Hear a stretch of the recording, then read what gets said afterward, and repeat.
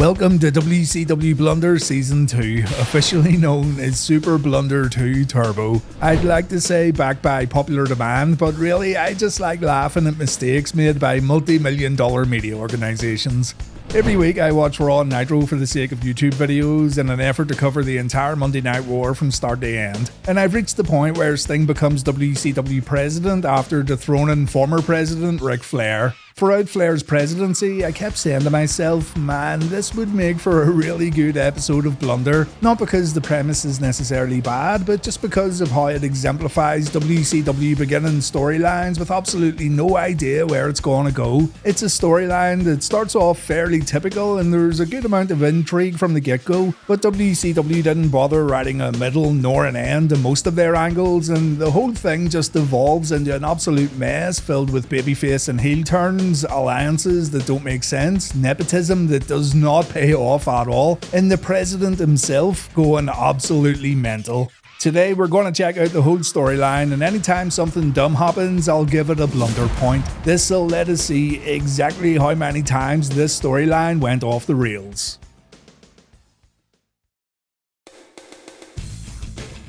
When Flair came back in the summer of 1998 after being fired by Eric Bischoff, we were given one of the greatest promos in Nitro history. It's probably my favourite Nitro promo of all time, actually. Rick spoke from the heart when he called Bischoff a liar and a scam artist, and WCW really had something special here in terms of building up a brand new storyline that was deeply based in reality. 1 week after this promo, Bischoff informed Rick that he was not going to wrestle on WCW programming ever again. The best way to make Flair rot away was to not use him as a pro wrestler, and Flair would call this an abuse of power. Keep that in mind, by the way, abuse of power, because Flair would become everything he claimed Bischoff was and more. With the reunited Four Horsemen in the ring, Flair said he would never answer to a company president who wore sneakers and jeans when going to work, but Rick didn't really have a choice. Bischoff would abuse his power to get Flair and the Horsemen kicked out of arenas, and on one particular week where Bischoff claimed Rick wasn't in attendance, Arn Anderson surprised Eric by saying that Flair actually was in the building, only it wasn't Ric Flair, it was his young son Reed. Not only was Reed in attendance, David Flair was also in the building watching from the audience, and Bischoff got embarrassed when the youngest Flair boy took him down twice in the middle of the ring. This is going to be blunder point number 1, because if a kid could whip Bischoff's ass, then what hope did he have going up against a legend like Nature Boy Ric Flair? Rick would then use his friends in high places to gain access to arenas, and he even had the mayor of Minneapolis named 19th of October 1998 Ric Flair Day so he could get one over on Eric. However, Eric would counter this by still refusing to let Flair wrestle on TV. On the first hour of Nitro, on the 26th of October 1998, Bischoff announced to Flair and the world that it was time to let bygones be bygones because the people want to see Flair compete again. He promised Rick a match later on in the show, but instead a rerun of Hulk Hogan vs Flair at Bash at the Beach 1994 was played, so that's blunder point number 2. This was a clear bait and switch from WCW, and while some will say it played well into Eric's dickish character, I don't care. Something was advertised that the company had no intention on delivering on. They did this the following week too, showing clips of Flair vs Hogan at Halloween Havoc 1994, though to be fair, there wasn't a Flair match advertised for this particular show.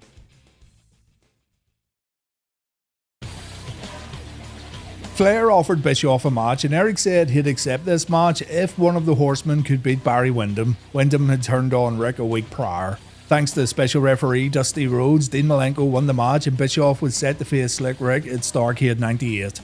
Bischoff, however, still fancied his chances. 2 weeks later, he called Flair old while saying WCW's looking to the new millennium and it's all about the future. And to show everyone how old Ric Flair was and why the Nature Boy was yesterday's news, WCW decided that Rick should have a heart attack in the middle of the ring. This is blunder number 3 and easily one of the biggest blunders we'll see in this video. I could go on all day about how this was a bad idea, but you don't need to be a brain surgeon to work it out for yourself. But for the many people who use pro wrestling as an escape from the harsh realities of real life, this was, of course, seen as something done in bad taste.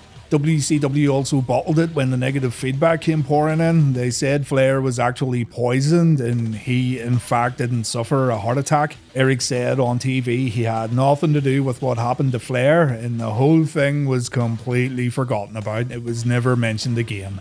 You can see the train of thought here though. In a kayfabe sense, Eric Bischoff wanted to stand a chance against Flair, so they needed to put Ric at some kind of disadvantage. But fuck me, they took it to a pretty extreme and harsh level right here, and it did not pay off. Anyway, on the same week that Flair collapsed in the ring, Eric beat up the Nature Boy's kids on Thunder and he kissed Ric Flair's wife. This made all of Ric's health problems go away, and Bischoff just made it personal before the big match at Starrcade. So, what happens on WCW's biggest show of the year? Did Ric Flair get some justice for this attempted murder and another man forcing himself on his wife? No, he got beat. Curt Hennig passed Eric Bischoff those brass knucks that don't look like brass knucks, but we'll call them brass knucks anyway, and Flair got knocked out. Eric Bischoff defeated Ric Flair at a Starrcade event via pinfall, and the very next night, Flair would end up beating Eric. I know the argument, there's more people watching on Monday nights, but for the sake of legacy and for the sake of the history books, Bischoff beating Ric Flair at Starrcade is fucking stupid. Blunder number 4. To get his rematch on Nitro, Ric stripped down to his underwear while throwing his clothes into the crowd. He then handcuffed himself to the top rope and he demanded a clause be written into the match contract. If Flair beat Bischoff in the Nitro main event, he had also become the new president of WCW. Bischoff would no longer be able to abuse his power and Ric would be in control. By the way, I'm not giving this a blunder point. Flair stripping down and handcuffing himself to the ring ropes was hilarious, so this gets a pass from me. Instead of having Flair arrested though, Bischoff agrees to the match and Flair ends up beating Eazy-E in the Nitro main event. Flair was now president of the company and that means he had the ability to book every match that happens in WCW.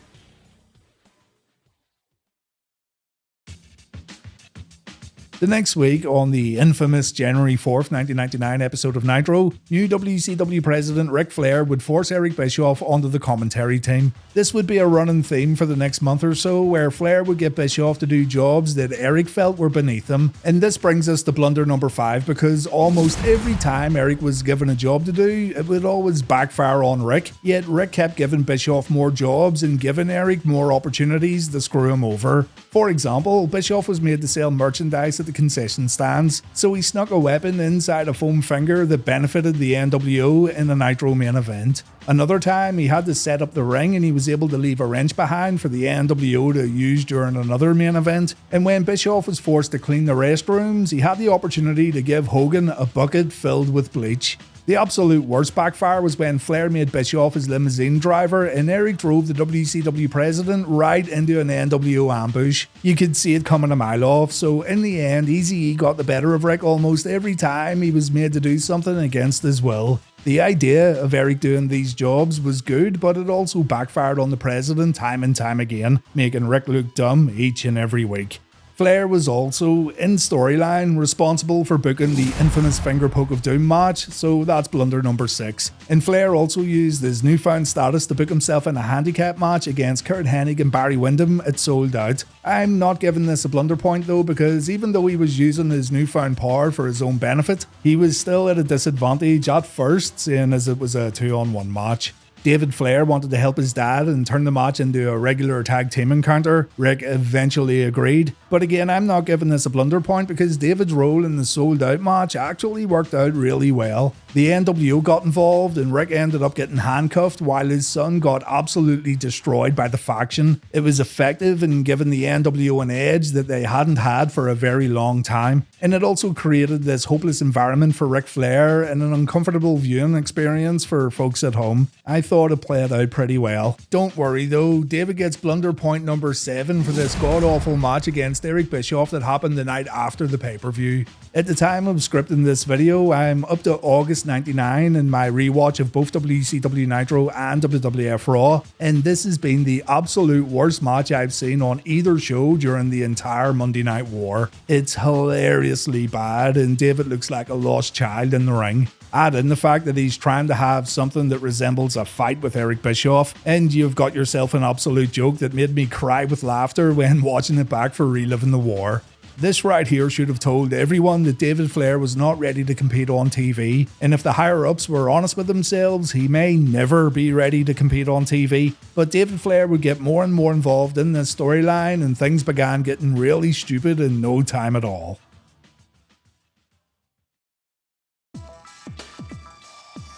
The abuse of power began the week after the David Flair vs Bischoff match. Ric Flair, president of WCW, booked himself in a world title match for the upcoming Super Brawl 9 pay-per-view against Hollywood Hogan. Blunder number 8, a man running the show shouldn't book himself in world title matches.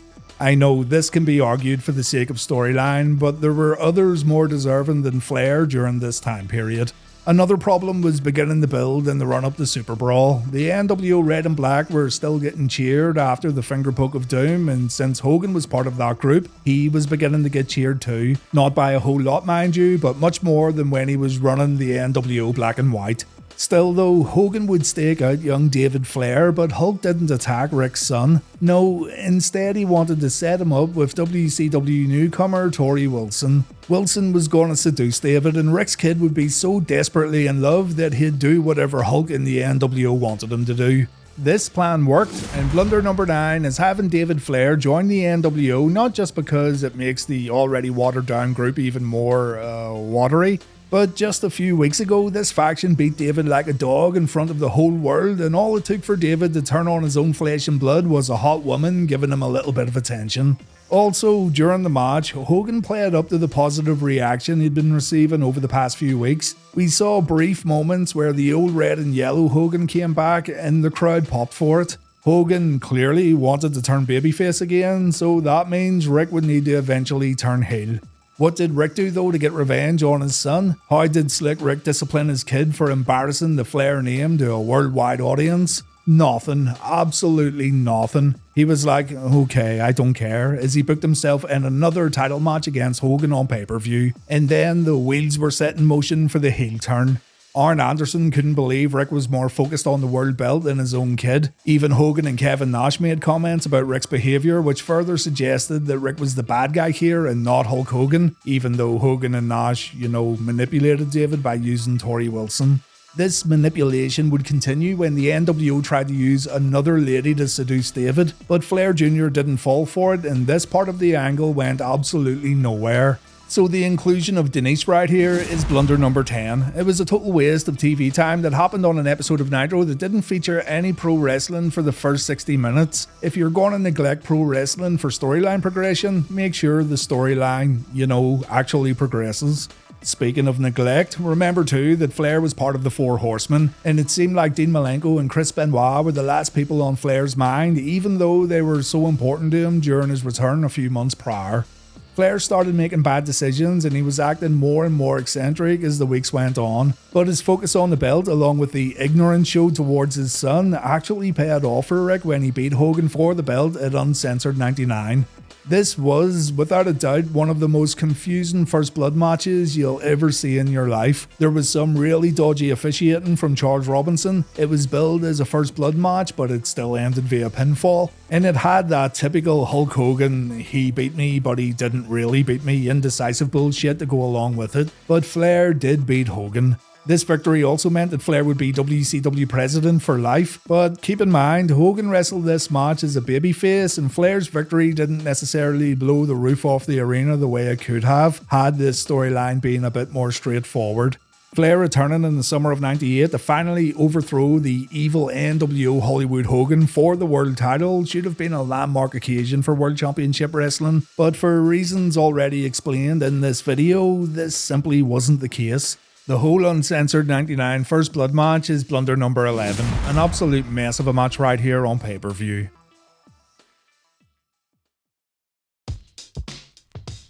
It's quickly established that Ric Flair's now a heel and Charles Robinson was in Flair's pocket. Ric abused his power on the spring break Nitro by offering everyone a chance to face the world champion in the Nitro main event, but he screwed big name players out of the opportunity by holding a lottery that only involved mid-carders. Flair would do everything he could to hold on to the championship, and as a heel, this is absolutely fine. Problems arise when he starts giving weird opportunities that don't benefit him as champion and the balance gets offset for no reason. He made a deal with Kevin Nash, one of the key members of the NWO who made Flair's life a living hell from mid-1996 right up until this very point. So Flair siding with NWO members after everything that happened is blunder number 12. The deal was for Kevin to cause a DQ finish during a world title defense, and in return Flair would give Kev a world title shot the night after Spring Stampede. DDP would end up winning the belt at the pay-per-view in a 4-way match. Randy Savage screwed Ric Flair at the end of the bout. Hogan would also get injured during this match, and WCW completely shit themselves because the minimal amount of forward thinking that was put into this storyline got flushed down the toilet when Hollywood injured his knee. So things were changed, rearranged, and completely discarded in the weeks following Spring Stampede. Rick refused to reinstate Macho Man Randy Savage as an active competitor after what Randy did at the pay-per-view, so Macho threw out a challenge. If Gorgeous George could beat Charles Robinson in a one-on-one match at Slamboree, then Randy would get officially reinstated by Flair and WCW. Why Flair would agree to this is anyone's guess. You have to remember that throughout all of this, Flair had the power to say no to practically anything that could have caused him problems, but Rick agreed and the match was booked for the pay-per-view. In the meantime, Flair would have an even bigger problem than Randy Savage though. WCW Commissioner Roddy Piper made his return on the March 19th episode of Nitro, and thanks to David Flair signing some papers, the Hot Rod had Flair sectioned. Yes, due to decisions he made as president of a pro wrestling company, the legendary Ric Flair was getting put in a mental institute because it was apparently the only place that would set him straight. Not Harvey Schiller's office, not even Ted Turner's office, a mental institute. While Rick was supposed to be getting help, Charles Robinson was made president of WCW. Flair gave Charles orders via telephone, and he resumed his duties the following week while bringing some friends from the mental institute to Nitro with him. This whole thing is blunder number 13. Blunder number 14, Ric Flair forgives David for turning his back on him and joining the NWO. David just randomly leaves the NWO after all that work put into the Torrie Wilson angle, and Rick just completely erases Super Brawl 9 from his memory. It's absolutely ridiculous.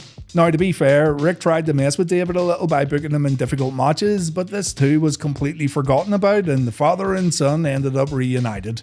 At Slamboree, Rick wrestled Roddy Piper for control of WCW. Flair won the match, but afterwards Eric Bischoff came out to reverse the decision. You need to keep in mind that when Flair beat Bischoff for the presidency, that meant that Bischoff had absolutely no power in WCW from a kayfabe aspect, so Bischoff had no authority to come out and change the outcome of a match like this. Piper fired Flair immediately after the match, but it didn't matter because on the next episode of Nitro, Flair was back in the president role as if nothing had happened. So that's blunder number 15. The Slamboree match might as well never have happened because it led to nothing. I have absolutely no idea why they reverted back after selling a pay-per-view match with this pretty big stipulation, but it was WCW in mid-1999 and this company was seriously struggling to maintain logical sense in their storylines. The Gorgeous George vs Charles Robinson match stole the show at Slamboree, by the way. The event was terrible, but at least these two provided some entertainment.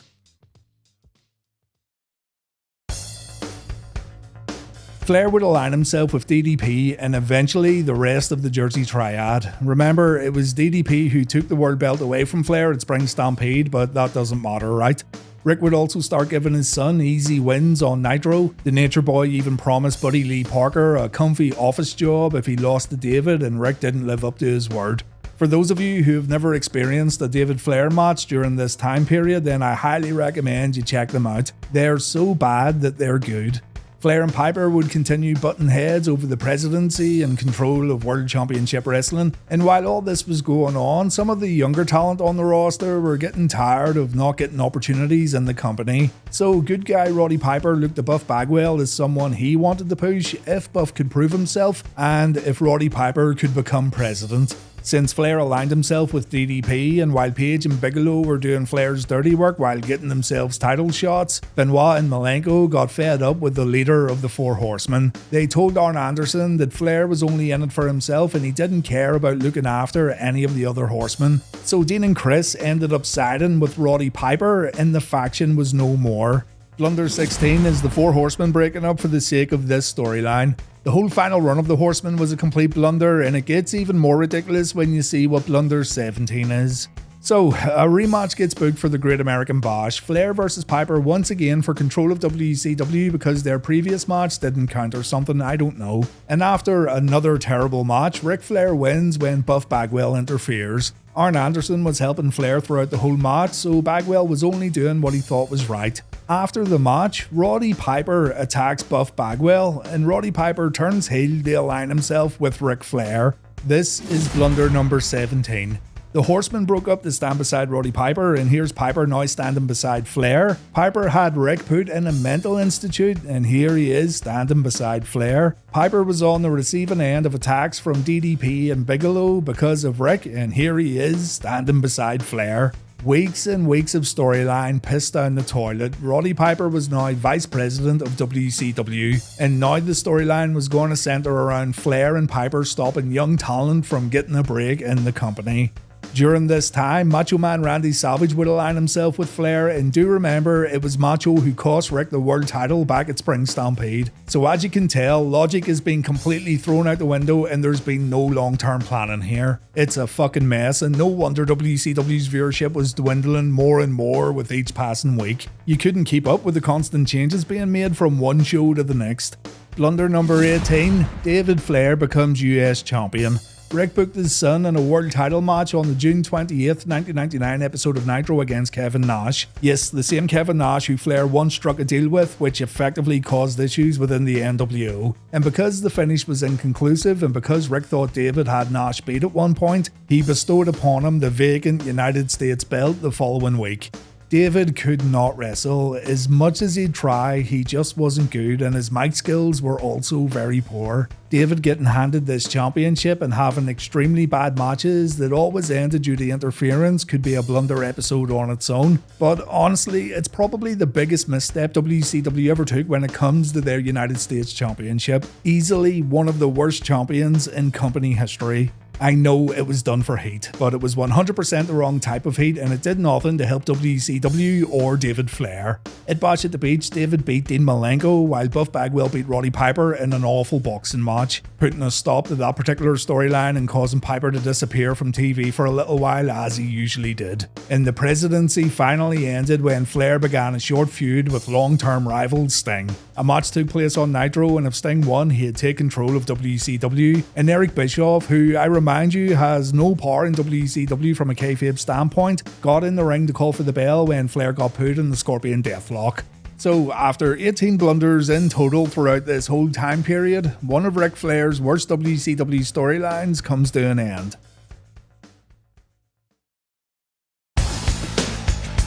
The President Ric Flair storyline serves as an example of the sheer turmoil and chaos going on backstage in WCW. The inconsistency of the storyline was all over the place, and you can tell there was no long-term game plan. If there was a game plan, then small bumps in the road caused WCW to veer way off track, and maybe more mistakes were made while WCW were trying to get back on track.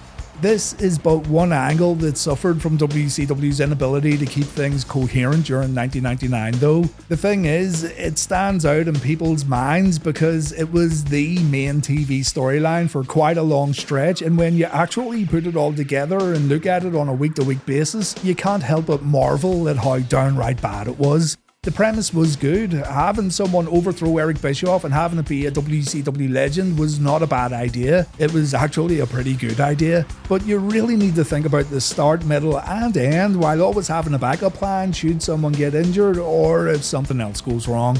So 18 blunders in total throughout this whole storyline. It really was a super turbo edition of WCW Blunder. Now that the series has started up again, let me know what you'd like to see covered in future Blunder episodes. Thank you for watching, and I'll see you all soon for Season 2, Episode 2. Take care.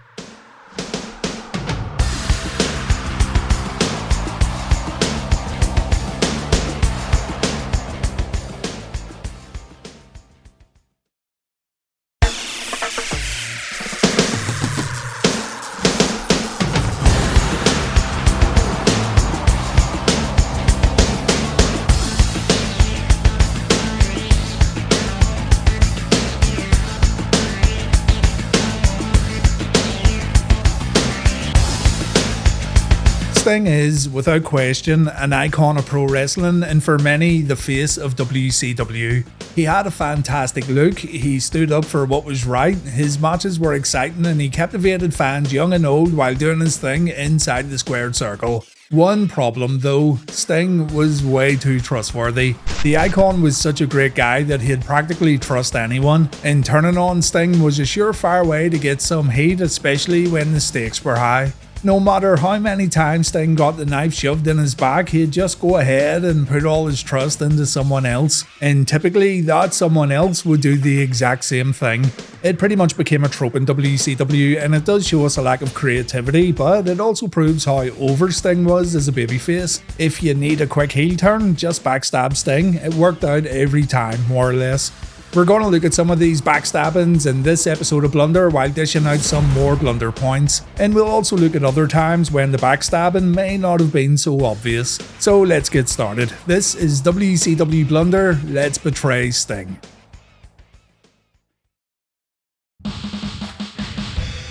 I'll try my best to keep these in chronological order. If we go back to October 1988, Sting stepped in for Dusty Rhodes during a 6-man tag, and his tag partners ended up turning on him. Originally, the match was going to feature Dusty Rhodes and the Road Warriors going up against the Varsity Club, Kevin Sullivan, Rick Steiner, and Mike Rotunda. Jim Ross said Dusty couldn't make it because he was working with the Special Olympics, so good guy Sting joined the match to help Hawk and Animal. But the Road Warriors didn't like Sting trying to steal their spotlight. Hawk and Animal worked most of the match themselves. Sting was left on the apron until the very end of the showdown. When chaos erupted in the ring, the Stinger got in there and the fans popped when he and the Road Warriors began cleaning house. But then Sting got Mike Rotunda in the Scorpion Deathlock and Hawk broke up the hold. Animal then blindsided Sting and the Road Warriors began a beatdown. Fans didn't necessarily boo Hawk and Animal here. These two were so popular that fans just enjoyed seeing them deliver a beating. The Stinger takes a doomsday device before Lex Luger runs down to check on his friend, but Lex ends up taking a clothesline from the Road Warriors before the locker room pours out to check on the Stinger. So blunder point for trusting the Road Warriors. Every one of these backstabbings is going to get a blunder point, and an extra point goes to Lex Luger for his failure to actually help his friend.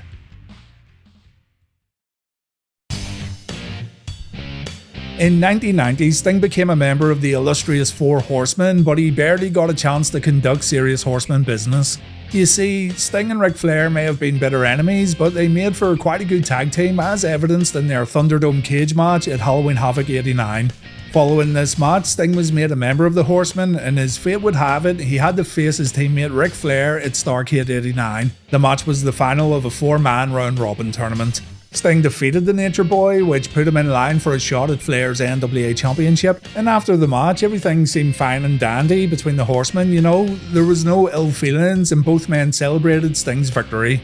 Well, fast forward to February 1990 in the 10th Clash of the Champions show in Corpus Christi. The Horsemen were like, you know what Sting, maybe you should just give up that title shot because, and Sting was like, nah, I'm good bros. So the Horsemen turned their backs on Sting by kicking him out of the group.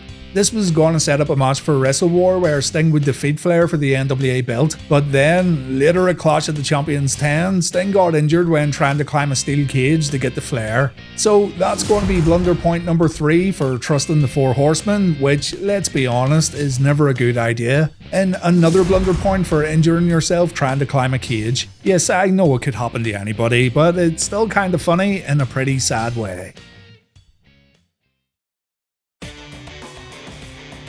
Sting may have been a fan favourite as Surfer Sting, he may have become a dark mysterious vigilante as the Crow Sting, he may have lost his marbles when portraying the Joker Sting, but at his very core, Sting's just a man who's attracted to the opposite sex. Sting and his little Stinger had the hots for Medusa, and Lex Luger used this to his advantage at Clash of the Champions 17. In the weeks leading up to the event, someone was sending Sting a lot of gifts. The first gift was Cactus Jack, who attacked our blonde-haired hero. The second gift was Abdullah the Butcher, who again attacked Sting. And one of the final presents that arrived at Clash 17 was Medusa.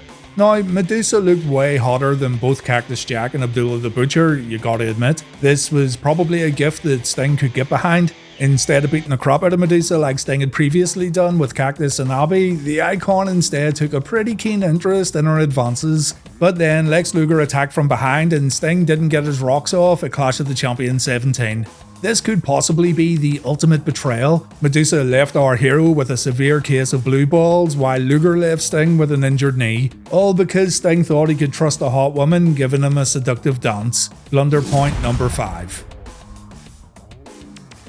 The fiasco at Clash of the Champions 17 with Medusa wasn't the only time Sting was betrayed by a woman. No, it happened on 2 other occasions. One of those occasions occurred at Clash of the Champions 27 when Sting put his trust in Sherry Martel. And with Sherry's track record, Sting really should have known better. Not only was Sherry going to back up our hero during a match with Ric Flair, a pretty significant match that was going to unify the WCW International and WCW World Heavyweight belts, but Sherry also showed up wearing Sting face paint. If you rock the face paint, there's absolutely no way you've got underlying evil intentions, right? Well, as mentioned, Sting should have known better. This one played out quite well, with Ric Flair putting Sherry in danger and Sting wiping her out with a dive over the top rope. It looked like Flair didn't really care about Sherry at all, while Sting was absolutely devastated that he hurt a woman who was just showing him some support. Following the plancha, Sting was completely taken off his game, and when he went to check on Sherry again, Flair won the match with a roll-up. After the bell rung, Flair and Sherry embraced in the middle of the ring, and to add insult to injury, Flair and Sherry attacked Sting. Sherry performed a few top rope splashes before making sure Sting would never think with his little stinger ever again, but that didn't work out at all. More on this later. A blunder point for trusting Sherry Martel. Her history alone speaks volumes, and Sting should have educated himself.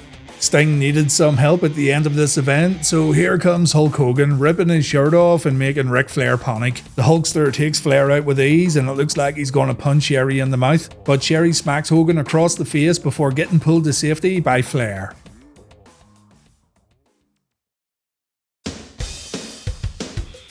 Right, think back to Clash 10 and think back to Clash 27. Imagine for a moment that you're Sting. Would you ever in a million years put any kind of trust in Ric Flair? Not only did the Nature Boy prove he only cares about the World Championship, but he'd also use anyone at his disposal to make sure he wins matches while leaving Sting looking like an idiot. Thing is, Sting is so gullible and he wants to see the good in everyone. So yeah, he went ahead and trusted Ric Flair when the Nature Boy had severed ties with longtime friend Arn Anderson. Halloween Havoc 1995, we are now in the WCW Nitro era, Sting and Ric Flair versus Arn Anderson and Brian Pillman. Things already looked a bit dodgy when Flair was apparently attacked backstage by his opponents, leaving Sting all alone to fight Double A and Pillman at the start of the match. But Flair made a heroic entrance halfway through the bout and he stood on the apron begging for his partner to tag him in. I always liked how Flair gets in the ring and he immediately struts before punching Sting in the face. It's like, haha my boy, you should have saw that one coming. Some fans in the audience cheered while others were heartbroken that Sting got screwed over again. And things got so bad here that even referees had to try and protect Sting from any further punishment as Randy Anderson uses his body as a shield. At this point, the only people Sting could trust were referees. Following the beatdown, Pillman and Anderson announced that the Four Horsemen were back in town. And for this one, I'm giving out 2 blunder points. The first is for trusting Flair, and the second is for Sting trusting Flair for a 3rd time. Fool me once, shame on you. Fool me twice, shame on me. Fool me 3 times, I must be named Sting because I'm so damn gullible.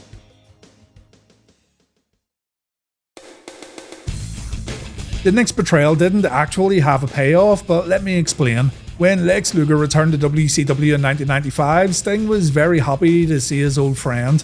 The two were put together for tag team matches, but very early on we noticed that Lex Luger was being a bit sneaky. The total package seemed a bit more concerned about himself rather than his professional and personal relationship with Sting.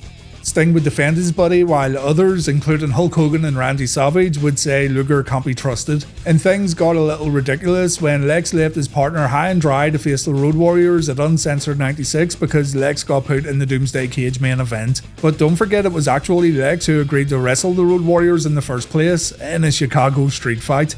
Luger was taking his friend for a ride. He only thought about himself, but then everything changed when the NWO arrived in WCW and pretty much all major storylines came to a halt to make way for Hogan, Nash and Hall. Many people forget that Lex was considered the untrustworthy one during the 1996 Bash at the Beach hostile takeover match. Macho Man had some serious doubts about the total package, but he pushed them aside to fight for the greater good. And do keep in mind that Lex was removed from the match quite early on due to an injury, which also played up to the whole could he be trusted thing. Anyway, it all deserves a blunder point because Sting was completely oblivious to everything Lex was doing on TV. Mr. Benefit of the Doubt was blinded by their friendship.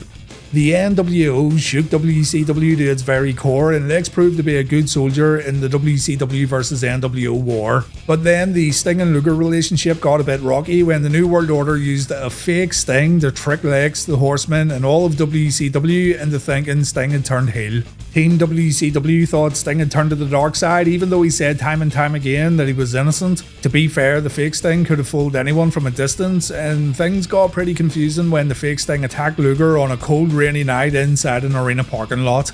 But WCW wrestlers and commentators were convinced that Sting had really joined the NWO and he was planning on turning his back on Flair, Arn Anderson and Lex Luger at Fall Brawl War Games 96.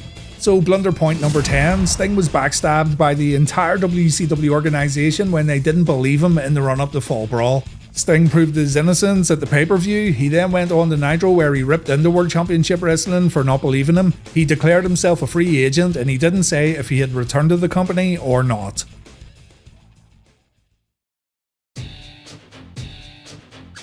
Kind of an indirect betrayal here, but while Sting was fighting with the NWO, he got some help from Macho Man Randy Savage. The NWO had taken away the one thing that meant the world to Macho, and that was Miss Elizabeth. This made Randy go to some pretty dark places, and not only did he start wearing the black gear again that debuted during the Dark Side Hogan days, but he found himself a new friend, a man called Sting. Macho stood by Sting's side for a few weeks, and it appeared that Sting finally found an ally to help him target the NWO. These two had a common enemy, and it looked like the New World Order would be no match for these two legends of the business. But Macho was then informed by Eric Bischoff that if he didn't join the NWO, he wouldn't be allowed to wrestle in WCW ever again. Not wanting to end his career and also wanting to reunite with Miss Elizabeth, Savage turned his back on Sting by assisting Hollywood Hogan at Super Brawl 7. Sting must have known something was up when he tried to stop Macho from walking down the ramp during the Hogan vs Roddy Piper main event, but Macho walked right down the ringside and he helped Wood from the Hood win the match. The next night on Monday Nitro, Savage and Miss Elizabeth were back together, and Savage would join the New World Order on their quest to end Sting for good. Even though Macho didn't attack Sting during this betrayal, it's still getting a blunder point. Randy felt his career and his ex-wife were more important than helping Sting save WCW, so our guy had no choice but to accept Randy's decision, and he went back to being all moody and shit while hanging out in the rafters. Sting was betrayed by WCW's executive committee and head of said executive committee, J.J. Dillon, after winning the WCW title at Starrcade 97. After beating Hollywood Hogan at Starrcade, the leader of the New World Order demanded a rematch on Nitro due to the finish of the pay-per-view match. Sting agreed. The two had their rematch 24 hours after Starrcade, and the finish of this one saw Sting taking the referee out with a Stinger Splash just before the show faded to black. Blunder point number 12, just because I can. This was annoying as hell. The following week, Tony Schiavone announced that the tape machines were rolling and the final moments of Sting vs Hogan were recorded by WCW cameras. However, a court injunction stopped WCW from releasing the footage. Instead, J.J. Dillon showed up to apologise to fans for missing the end of the match, and he also said a judge has the footage locked away in his chambers and the tape would get released within 24 hours. You know what that means? Yeah, WCW fans would have to tune into the debut episode of Thunder to see what happened. So, on Thunder, the tape was shown. With match official Randy Anderson knocked out, Sting applied the deathlock to Hogan. Dirty NWO referee Nick Patrick then got in the ring and he told Sting to release the hold, and this allowed Hulk Hogan to win via pinfall. The bell rung, Hogan became champion, but then Sting took out Nick Patrick before locking Hogan in the deathlock once again. Randy Anderson then called for a submission victory and Sting was named the actual winner of the bout. But all this didn't matter because Dillon and the WCW Executive Committee decided to hold the belt up. The championship was vacated even though Sting was screwed over on Nitro, and Sting said JJ had no guts as he handed the championship back live on Thunder. It's ridiculous when you think about it. WCW were at war with the NWO and finally their biggest hero defeated the villainous Hollywood Hogan for the championship. Why WCW would try to screw Sting over, even though it's clearly seen on tape that Nick Patrick told him to release the deathlock, is an absolute mystery. But there you have it, blunder point 13. The higher-ups took the belt away from Sting and the Icon would have to beat the Hulkster one more time at Super Brawl 8.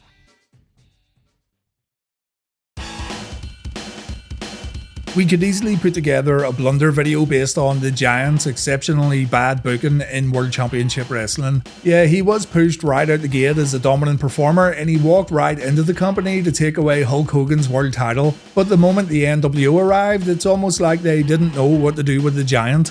He joined the group, he left the group, he joined again, he was forcefully kicked out. He had issues with Hogan during both of his runs in the faction. One minute he's a babyface, the next he's a heel. It's quite remarkable how much the Giant was screwed around in WCW, but even with this in mind, he still made a name for himself within the company. That fact can't be denied. Giant agreed to rejoin the NWO while also being all buddy-buddy with Sting. The two had signed contracts to face tag team champions Scott Hall and Kevin Nash at Slamboree 98. Sting had no choice but to wrestle the match, so Blunder Point 14, the Giant betrayed Sting to join the NWO. And to rub salt in the wounds, Sting would have to team up with the same man who turned his back on him. Giant used this opportunity to try and sway Sting into joining the NWO Black and White. In the end, Sting refused, but the Black and White still gained a new member at Slamboree, and that was Scott Hall. This all kick-started the Wolfpack Sting era, by the way. Some may see that as a blunder, but not me. At this point, Sting was very aware of dudes stabbing him in the back, and I mean, yeah, who wouldn't be? It happened time and time again, and the only people Sting now trusted were his teammates in the Wolfpack, including Lex Luger, by the way.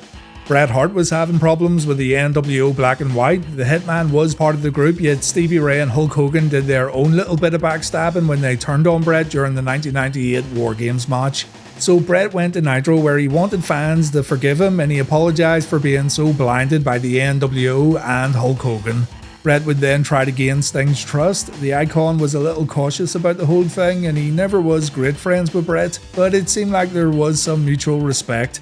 So Bret wanted to prove to Sting that he was a jam-up guy, and in order to do that, he demanded a match against Hulk Hogan. A pretty historic bout here that would serve as the only time these two squared off in a one-on-one TV match. But don't get your hopes up either, because it wasn't good.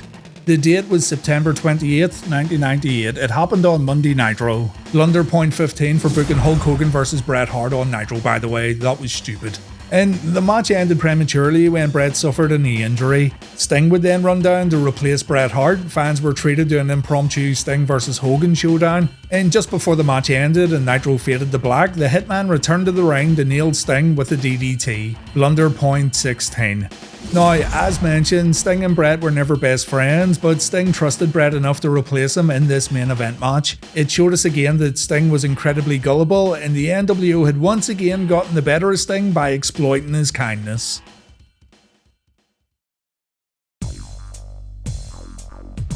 Sting was such a great guy, and it does suck that people took advantage of him over and over again.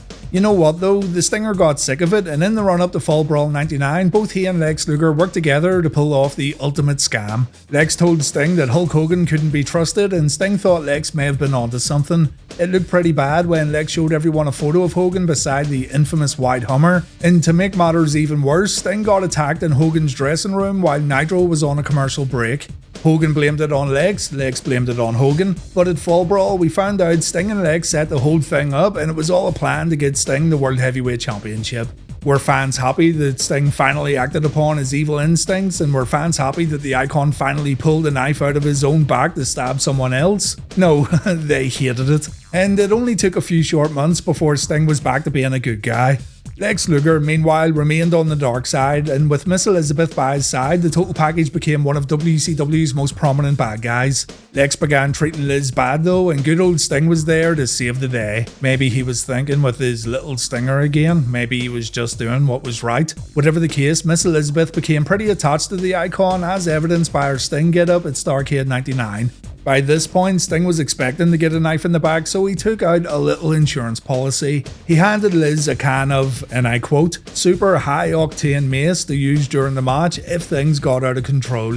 Liz then tried to use the mace on Sting, but joke's on you, Miss Elizabeth, that ain't mace, it's silly string. Now, you'd think this would be Sting in the clear and he just avoided another betrayal thanks to years of experience. But no, his bat was on the canvas when putting Lex in the deathlock. Liz was able to whack Sting right on the face with his own weapon of choice, and after Lex won the bout, Elizabeth assisted in breaking Sting's wrist. That's blunder point number 17 and 18. 1 point for the Liz betrayal, and another point for having the sense to take out an insurance policy and still lose the match.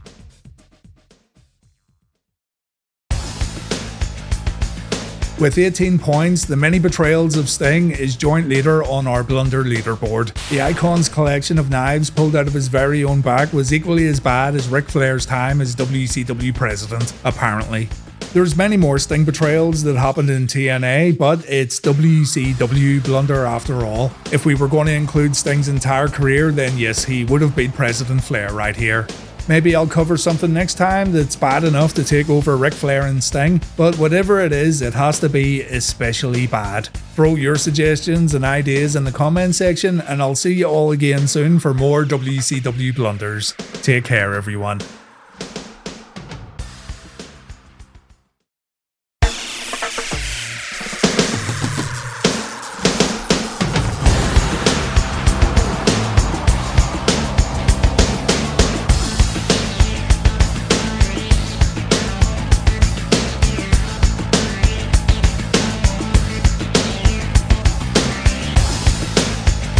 Bret Hart in WCW. Some see the Hitman's run in World Championship Wrestling as the biggest blunder of all time, and even Bret himself has said, quite frequently, that WCW didn't have a clue how to use him correctly. When discussing this topic, we always tend to bring up two events in particular that were bad, those being Bret's WCW debut in late 1997 and his match against Goldberg at Starrcade 99. Surely you'd think that in between those 2 years there had to be something that was good, and yeah, there was. This idea that Bret's entire run in WCW was a complete failure isn't necessarily true, and I do want to bring up some of these moments in today's episode of Blunder, but the bad definitely outweighed the good, and let's be honest, you're here for the bad stuff. WCW Blunder, Bret Hart, it should be a good one.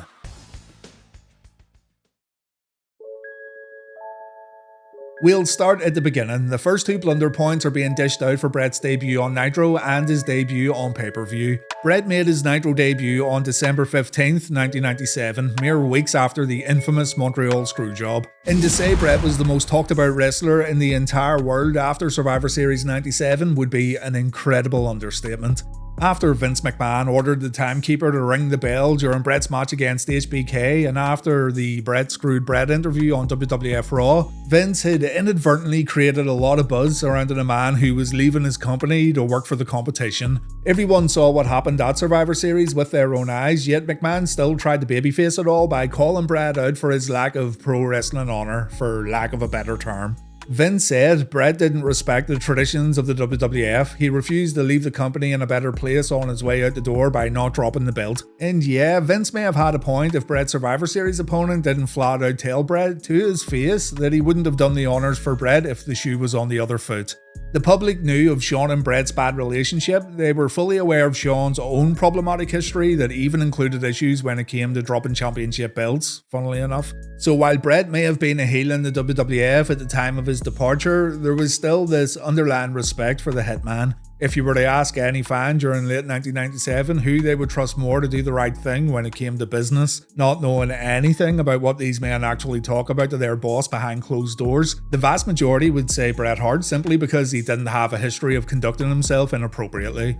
So when McMahon tried to tell fans that what happened at Survivor Series 97 was all basically Bret's own fault, Vince had inadvertently made support for the Hitman a whole lot stronger. The interview was such a colossal failure that Vince had to turn into a heel TV character because he was getting booed out of arenas when he'd make television appearances. And if I were Eric Bischoff watching all this go down, I'd be gleefully rubbing my hands together and thinking of all the possibilities. Bret was coming to World Championship Wrestling, everyone knew what happened when he was in the WWF. Vince had given Bret even more momentum while Hart wasn't even on WWF television anymore, so you're essentially in a golden position where you can't fail, only, yeah, WCW failed. JJ Dillon informed Eric Bischoff that there'd be a special referee for Eric's upcoming match against Larry Zbyszko at Starrcade 1997, and the referee was Bret Hart. The grand idea that Bischoff and company had for Bret Hart, with all Bret's momentum that money simply can't buy, was to make him a referee in a match that was destined to be terrible. All you had to do was have Bret show up at Starrcade and stare down Sting after his match against Hogan. You could have even had Bret cut a promo at Starrcade where he offered his rebuttal to Vince McMahon's Bret Screwed Bret interview. Hell, imagine this. Bret could have wrestled a match at Starrcade, seeing as Kevin Nash's scheduled match against the Giant got scrapped. No, Bret served as a referee in the Sabisco vs Bischoff match, and then he came down during the Starrcade main event to serve justice to Hulk Hogan. Justice the fans were confused over, seeing as Sting lost via pinfall fair and square before the Hitman showed up. By the time December was over, Bret must have wondered what on earth had he got himself into.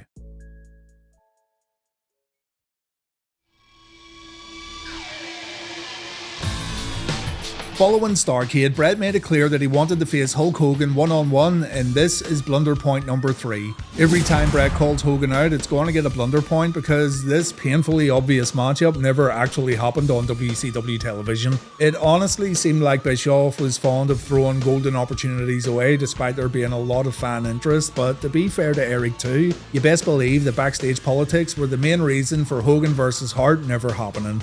You could also give this first challenge a bye ball. You gotta remember that there was still a lot of money to be made by presenting another Hogan vs Sting match on pay-per-view, seeing as Starrcade 97 broke pay-per-view records, even though it was a terribly faulted show. You can see why WCW may have wanted to maybe save Bret vs Hogan for a later date, but still, the amount of times Bret called Hogan out without the match ever happening did become quite silly.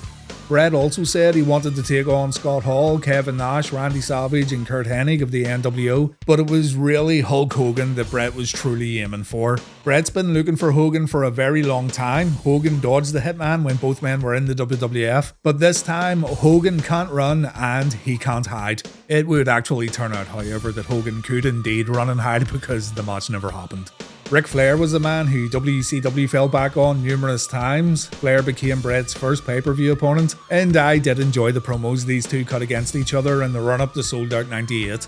The match itself was good too, and when I hear that old excuse of Bret being a shell of his former self when he came to WCW, I always look at Sold Out 98 and the build-up to the match he had with Ric Flair. Bret was still good on the mic, he was simply fantastic inside the ropes. So I don't know, maybe, just maybe, the nonsense going on around him could have been a key factor as to why his enthusiasm began to wane. I know Bret's seen as someone who likes to complain quite a lot, but you have to remember too that Bret wasn't the only one who said WCW was nothing but sheer chaos when it came to day-to-day operations. Young cats like Chris Jericho spoke about the madness backstage during live and tape TV days, and even business veterans like Mean Gene Okerlund spoke candidly about no one knowing what was going on mere moments before matches and promos. Anyway, the night after Sold Out, Bret issued a challenge. He didn't care who won the upcoming Super Brawl World title match between Sting and Hogan. The Hitman wanted a World Championship opportunity following the pay-per-view, and that's blunder point number 4, because Bret wouldn't get his title opportunity until October 1999. That's right, Bret Hart, the man who came into WCW after getting screwed out of the WWF title in one of the most talked about matches of all time, didn't get booked in a televised WCW World Championship match for just under 2 years.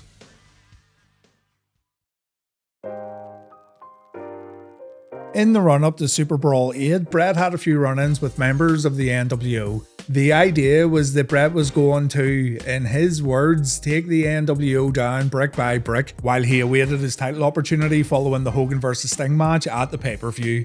Sting would end up beating Hogan, and as mentioned, the Bret vs Sting World Championship match didn't happen. Hogan, in the run-up to Super Brawl, had begun a new rivalry with Macho Man Randy Savage that would serve as the genesis of the NWO Wolfpack, so Hulk seemed a little busy. Still though, Bret would continue to call Hogan out, going as far as to call Hulk scared, while Hogan would, by and large, ignore Bret and focus on Savage.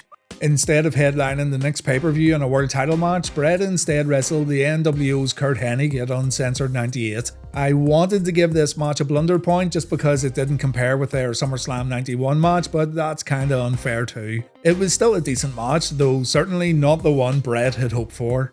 Bret got attacked by Rick Rude after he made Kurt submit to the sharpshooter, and then, the next night on Nitro, Bret completely dropped his World Championship aspirations to become WCW's unofficial law enforcer. He harkened back to Survivor Series 97 when he said no one should have to go through what he did. And so, from this point on, anytime Bret sees any injustice in World Championship Wrestling, he's gonna be there to make things right. Blunder point right here, because what the fuck even is this? In the space of 3 months, we've had Bret challenging Hogan to a match, Bret challenging the World Champion after Super Brawl 8, Bret promising to dismantle the NWO brick by brick, Bret challenging Hogan again, and now he's going to serve as deputy dog while fighting crime in WCW. It's basically a load of nothing, and when you specifically look at all these promos and matches without watching anything else that happened on WCW programming, you can instantly tell that WCW had no idea what to do with Bret Hart. There's no direction, and Bret's goal in WCW keeps changing week by week. This justice that Bret was planning on serving only seemed to extend to anyone who attacked his family. On the next Nitro, he went after the NWO again when the group attacked Jim Neidhart and Davey Boy Smith, yet he let High Voltage get attacked by the Giant at the very start of the show, so blunder point for being a terrible deputy dog. Again, it's a load of nothing, and the promo Bret cut about serving justice went nowhere. The following week, same thing again. Bret goes after the NWO after Bulldog and Neidhart got beaten up by the Black and White, and Hart even delivers the new sheriff in town cliche after sending the NWO packing. You may be thinking that Bret was only really going after Hennig, Rude and Brian Adams during this whole thing, but no. Kurt and Rude beat up Yuji Nagata the following week on Nitro while Nagata was handcuffed to the ring ropes, and Sheriff Bret Hart was nowhere to be found. Instead, Bret came to the aid of Sting at the end of this show. The big players of the New World Order were giving Sting a beatdown and Bret came out to help the Icon. This was a step in the right direction because now, after 4 months, Bret was sharing a ring again with a world champion. Granted, he wasn't an active match participant either time he was in the ring with the world champion, but still, it is a step in the right direction. Or at least, that's what we thought.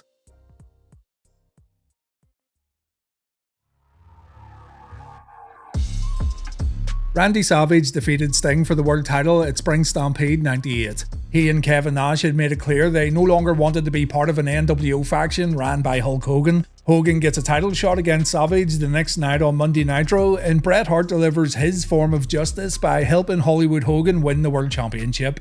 Bret had turned heel, it was completely out of nowhere, and everything up until this point you can just flush down the toilet because it all didn't matter. Blunder point for wasting my time. Bret also attacked Roddy Piper after he helped Hogan out. And the following week, on the 27th of April 1998 episode of Nitro, Bret flat out said, verbatim, that there's no rhyme or reason and nothing makes sense anymore. I'm not even joking. He then said the Hitman's finally arrived in WCW and he's sick and tired of sitting on the bench waiting for opportunities. He demands to speak to Hollywood Hogan face to face later on Nitro, and yeah, the show ended with Bret sucking up to Hollywood. Hart said he's looked up to Hogan for a very long time, nobody's made more money than Hollywood, and Hogan's the most recognizable wrestler of all time. Just as Bret shows off his Hogan shirt and just as he was about to tell everyone why he wanted Hogan to win the World Championship last week, Randy Savage gets in the ring and Bret gets attacked. Now, you can probably put 2 and 2 together here and come to the obvious pro wrestling conclusion. That being, Bret was about to say he wanted to take the belt off Hogan in a one-on-one match. It made the most sense, seeing as Bret had been clamouring for a match against Hulk ever since he arrived at WCW, but it's fine because Bret can just say what he was going to say next week or maybe the week after that. No, it's another blunder point, because Bret never did get a chance to show his true intentions and instead he became part of the NWO Black and White. I remember there being some confusion over Bret's involvement with the group. The Hitman was never seen wearing an NWO shirt and he only wore Hogan shirts anytime he was with the group, and this led people to believe that Bret wasn't actually a member of the faction. I firmly believe that the story WCW were originally going for was Bret infiltrating the NWO from the inside in order to get a chance at Hogan's world belt. But as time went on, this idea was forgotten about and Bret just became a part of the NWO Black and White. And the main reason why people question if Bret was actually part of the NWO really boils down to the fact that WCW made things unintentionally confusing because they kept changing plans from one week to the next. You know what, having Bret infiltrate the NWO wasn't a bad idea. He mentioned before that Hollywood was afraid of him, so having Bret gain Hogan's trust only to pull off a swerve would have been absolutely fine. But no, Bret joined the group that he once called the lowest of the low and similar to the scum he left behind in the WWF. Just 1 year prior to all this, Bret was leading a unique faction in the WWF known as the Hart Foundation, a group that had a very interesting purpose. And when you jump ahead and when you see how the Hitman was just another number within the ever-expanding NWO factions, it actually becomes a bit sad. Oh yeah, another blunder point for Bret being a terrible recruiter. His scouting efforts were mainly focused on Sting and Chris Benoit, yet neither man joined the Black and White. He did recruit Stevie Ray though, so I guess that's something.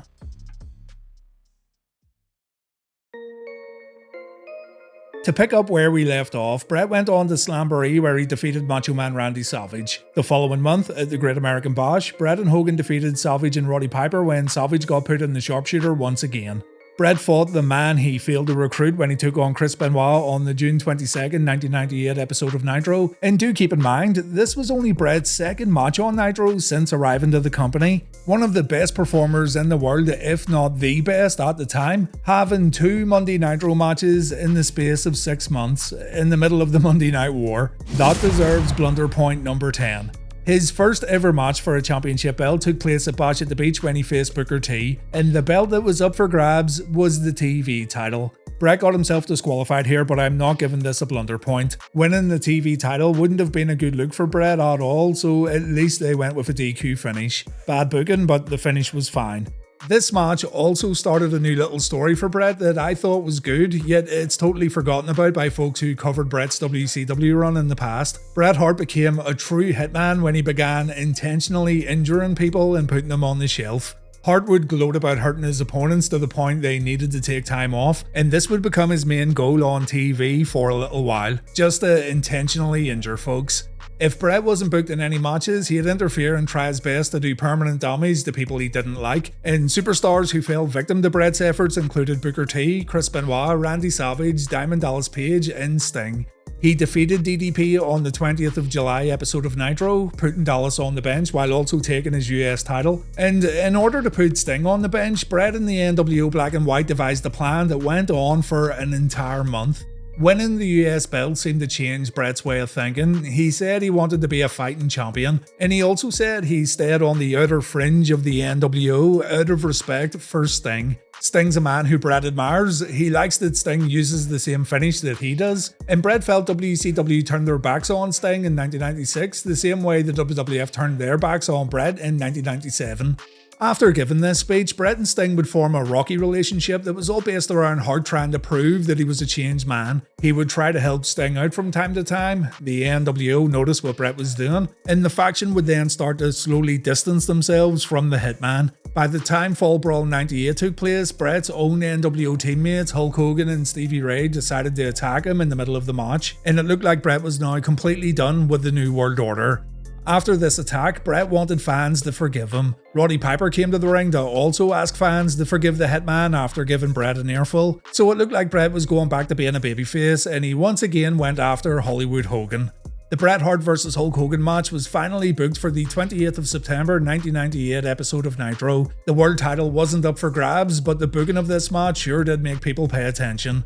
Fans tuned in to finally see this clash between two legitimate legends of pro wrestling, and it played out in the worst way possible. After about 3.5 minutes of action, Hart got dropped on the guardrail and it looked like he was injured. He needed medical attention and the match was called off.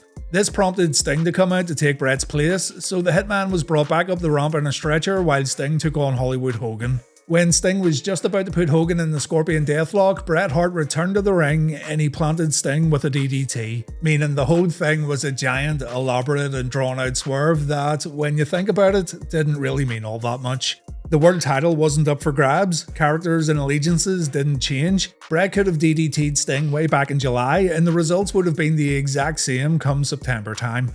It's this kind of writing that made WCW feel pointless at times because storylines that you thought were going somewhere usually ended up with the guys involved being right back in the same place they started off. So yeah, blunder point for the Bret vs Hogan match being absolutely dreadful, and another blunder point for the elaborate swerve that didn't really progress anything from a storyline perspective.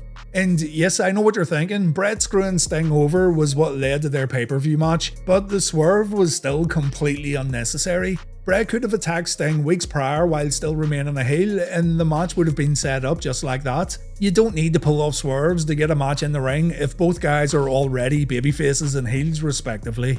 Sting and Bret would have their match at Halloween Havoc 98, and it could have and should have been way better. They did make up for it a year later at the Mayhem pay-per-view, but right here, Bret went back to his old ways by putting Sting on the shelf. Sting got wrecked with his own baseball bat, and he wouldn't be seen again until March of 1999.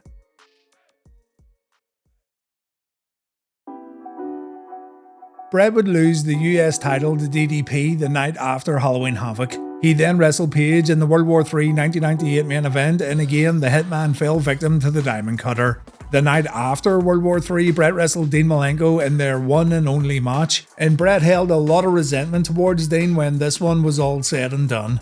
Bret suffered a groin injury here that would later require surgery, and Bret would go on to say Malenko wasn't as good as everyone made him out to be. As a matter of fact, Dean Malenko was quite reckless. Personally, I don't think Dean deserves such harsh words from Bret, seeing as it is pro wrestling after all, but then again, I'm not the one in the ring. Anyway, Bret reclaimed his US belt a week later from DDP, and from here, Bret would use the groin injury as a way to duck out of matches. He would famously say he had a groin injury the likes of Mean Gene and Dean Malenko had never seen before in their whole lives. And in a great Hitman moment, Bret said he'd defend his title against a worthy opponent by the name of El Dandy. El Dandy, according to Bret, was a jam-up guy and a serious professional, someone who Mean Gene shouldn't doubt. And when Mean Gene shot this idea down, Bret said he'd instead defend his US belt against Hypnosis, a high flyer of the highest magnitude. Hypnosis was actually psychosis, but small details, right? In the end, it was Roddy Piper who defeated Bret for the US Championship on the February 8th, 1999 episode of Nitro, and it was all thanks to some help from Will Sasso. Bret would then wrestle a couple more matches on TV, and then he had to go and get surgery. Before leaving though, Bret called out Bill Goldberg. This happened on the 22nd of March 1999 episode of Nitro. And Bret, once again, also managed to call out Hulk Hogan during this promo, but he didn't challenge him to a match. He just said he had finally lost patience waiting for the match to happen. As far as Goldberg was concerned, the Hitman was getting a bit fed up of all the hype, and besides, Goldberg hadn't faced someone like Bret Hart during his entire undefeated streak. The following week, in a moment that Bret recalls fondly when talking about his WCW career, Goldberg speared the Hitman in the Toronto Air Centre while Bret was wearing a steel plate. The reaction Bret got here was extremely good, but the Hitman couldn't carry the momentum forward. He had to take time off. And this time off, unfortunately, got extended when Bret's brother Owen passed away at the WWF Over the Edge pay-per-view in May. Bret stayed away for a further 4 months, only coming back to say he didn't really know if he was going to return to the ring or not. But when Bret did make his return in September 99, the same old nonsense started up once again, and it was back to Blunderville for the Hitman.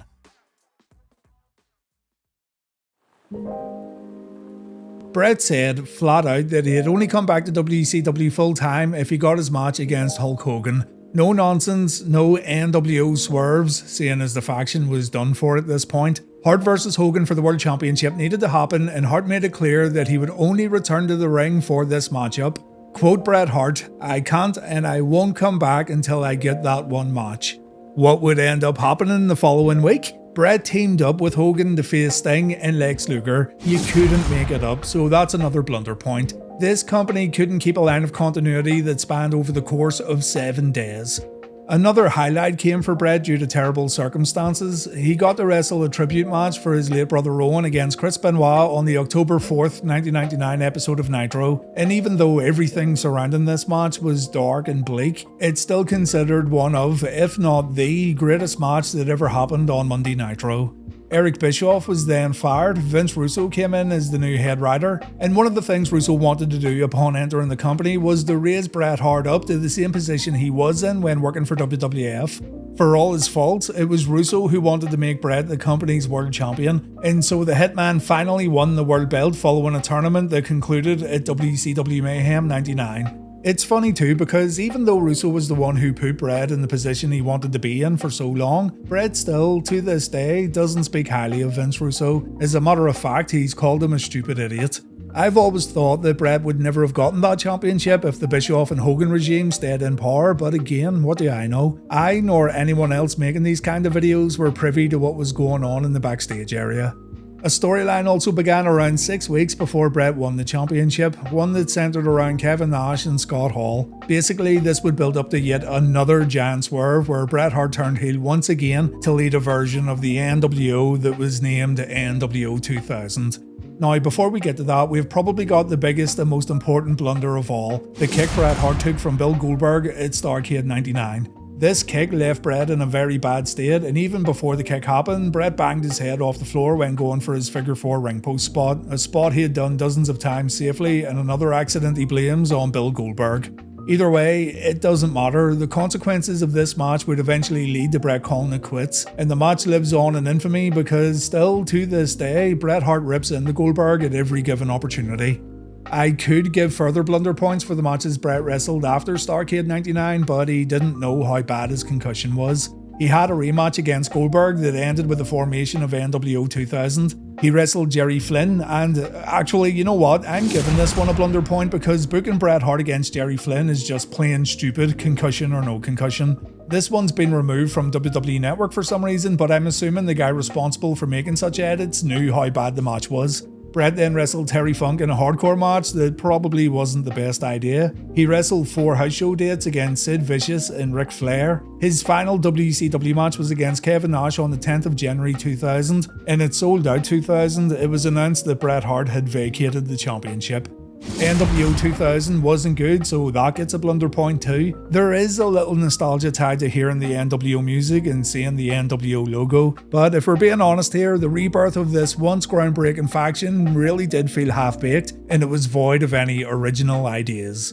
There was hope that Bret would come back to the ring one day. He made odd appearances here and there on Nitro where it seemed like he was setting himself up for future matches, but Hart never got cleared and he didn't step foot in a ring again until his WWE return 10 years later.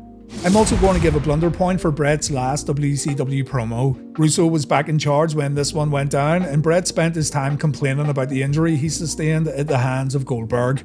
While many would say Bret was right to publicly tear Bill apart for what happened, it's still a terrible way to end your run. Bret came off as very bitter, and for sure it was another work shoot that was handed to Bret from Russo, but it would have been nice if this promo was just Bret saying goodbye, not a scathing teardown of everything that went wrong during Starrcade 99. All of Bret's final appearances seem to center around how the company wronged him, and yeah, they totally did. It's just a little depressing to get reminded about it all over again.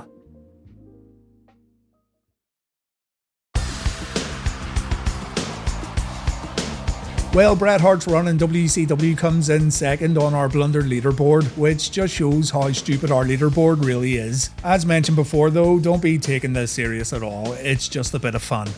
Really, when watching Bret's run back again, you're left with a lot of questions you'd love to get truthfully answered. But the problem here is that nearly all parties involved conveniently forget the fine details, or they just flat out spew venom and speak terribly about the whole thing. I do like Eric Bischoff, I'm not afraid to admit it either, but he's been caught out lying a few times now on his podcast and he's contradicted himself when doing TV interviews and things of that nature. So as much as I enjoy Bischoff's work, it's really hard to use him as a true source of information, and you know that sucks seeing as he should be the prime go-to guy for this kind of research. Bret does recall moments he enjoyed in WCW, such as the Goldberg Spear in Toronto, but these moments are always presented as a side note, either before or after he's done calling everyone who worked in WCW a bunch of idiots, so that's about as far as that goes. There's also Vince Russo, and yeah, this one goes without saying. Russo is a key figure throughout this entire era of pro wrestling, and I do find his perspectives fascinating to listen to, but his overall opinion on certain matters can sometimes draw him away from what really went down. I do my best to put these videos together as a fan who only sees how things transpire on TV. At the end of the day, the whole fan experience is what's being presented to us as consumers of this wacky form of entertainment known as pro wrestling.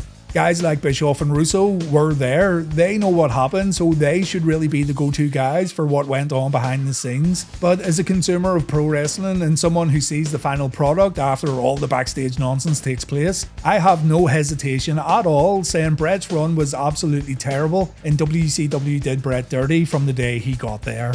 That stuff about Bret being a shell of his former self when he arrived at WCW, it's a dog shit excuse. As someone who hired the guy and as someone who paid him an extortionate amount of money, it should be on you to build him back up, make him feel like he has a new home, and don't mess him or anybody else about by consistently changing TV plans at the drop of a hat. What really stands out for me though is the fact that golden, plain as day, in-your-face opportunities that were presented on the shiniest silver platters were simply not taken. And maybe even more concerning is the fact that there was zero consistency when booking Bret on a weekly basis. Not a monthly basis, not a pay-per-view to pay-per-view basis, but a weekly basis. You could tell just by watching TV that storylines were being scrapped, and you could tell Bret's general direction was all over the place. And for someone of Bret's caliber during the Monday Night Wars to go through that kind of shit, it's just flat out comical. Hell, Bischoff even said that Bret was hired mainly to appear on Thunder as the main star of that new TV show, yet he only wrestled on Thunder a total of 4 times during his first year. If they couldn't get it right that early on, then really, what chance did Bret have? Anyway, the comment section's open as always, so share your thoughts and let me know what you think. I do hope you enjoyed this video, and until next time, please take care.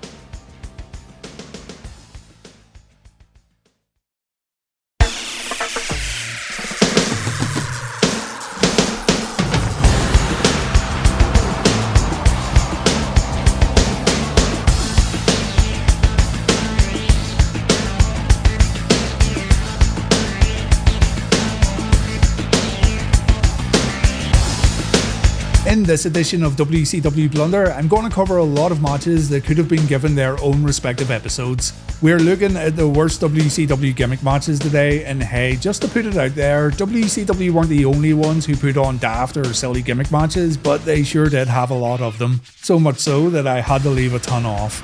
Still, the ones I picked out here are the ones that I feel deserve to get mentioned, and we're going to dish out blunder points as we work through each and every match. So sit back, relax, and wonder what on earth the higher-ups were thinking as we look at WCW's most questionable gimmick matches.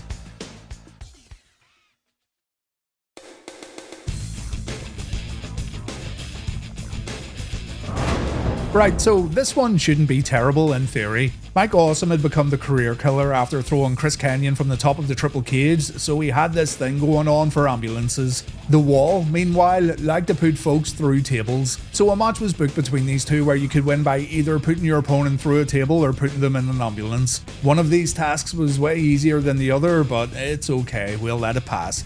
What I can't let pass is the fact that the match only went for 1 minute and 23 seconds before the Wall got put through a table, so that's a blunder point. You need to slow things down, boys. The bell rings, but the fight continues. They end up fighting on the entranceway where Mike's new blood teammate Shane Douglas takes out the Wall with a steel pipe. This results in the guys going backstage where DDP hops out of an ambulance and he ends up putting Awesome inside. And while this is going on, Douglas continues fighting with the Wall. So Awesome's gone to hospital, he's gone in the ambulance. Douglas is still busy fighting. The cameras then cut and we see Shane and Awesome carrying a coffin that was supposed to represent Ric Flair's career. There was no commercial break or anything like that. WCW just aired a pre-tape that completely screwed up the continuity. So that's another blunder point. The production's absolutely terrible.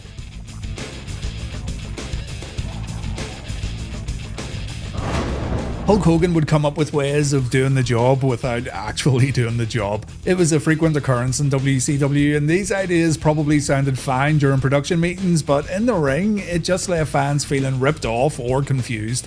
This is what happened at Uncensored 99 when Hogan faced Ric Flair in a first blood cage match. It was made crystal clear that the only way to win this match was to make your opponent bleed. It was even made clear again during the match itself when Hogan put Flair in a figure 4 and the commentator said Hogan can't win the match via submission or pinfall. Hogan shoved Flair into the cage, the Nature Boy bladed. That should have been the end of the match, but no. With blood pouring down his face, Flair was allowed to continue on and the referee didn't call for the bell, so you can have a blunder point for that. Hogan would then drop the leg on Flair, he covered him to win via pinfall, but the referee wouldn't count. So blunder point number 4, because at this moment in time, no one has a clue how you're supposed to actually win this thing, including the commentators. The referee then changed his mind and he counted a cover when Flair tried to pin Hogan, but Hulk kicked out and he delivered another leg drop. This time Charles Robinson did go down for the count, but Flair kicked out. Do keep in mind that Hogan was now bleeding too, so you can throw the first blood rule out the window. Arn Anderson then passes Flair a tire iron while the referee's distracted. Blunder point number 5, because the referee doesn't need to be distracted if there's no disqualifications, though to be fair, they are making the rules up as they go along here. Rick hits Hogan, he applies the figure 4, the ref gives a fast 1-2-3 for Flair to win the match, win the championship and become the president of WCW. Now yes, Charles Robinson was in Ric Flair's pocket, but don't you think you could have come up with something that wasn't so ridiculously confusing? The commentators were scrambling to come up with explanations and it made them look like absolute idiots, trying to tell folks at home what was going on while obviously not having a clue themselves.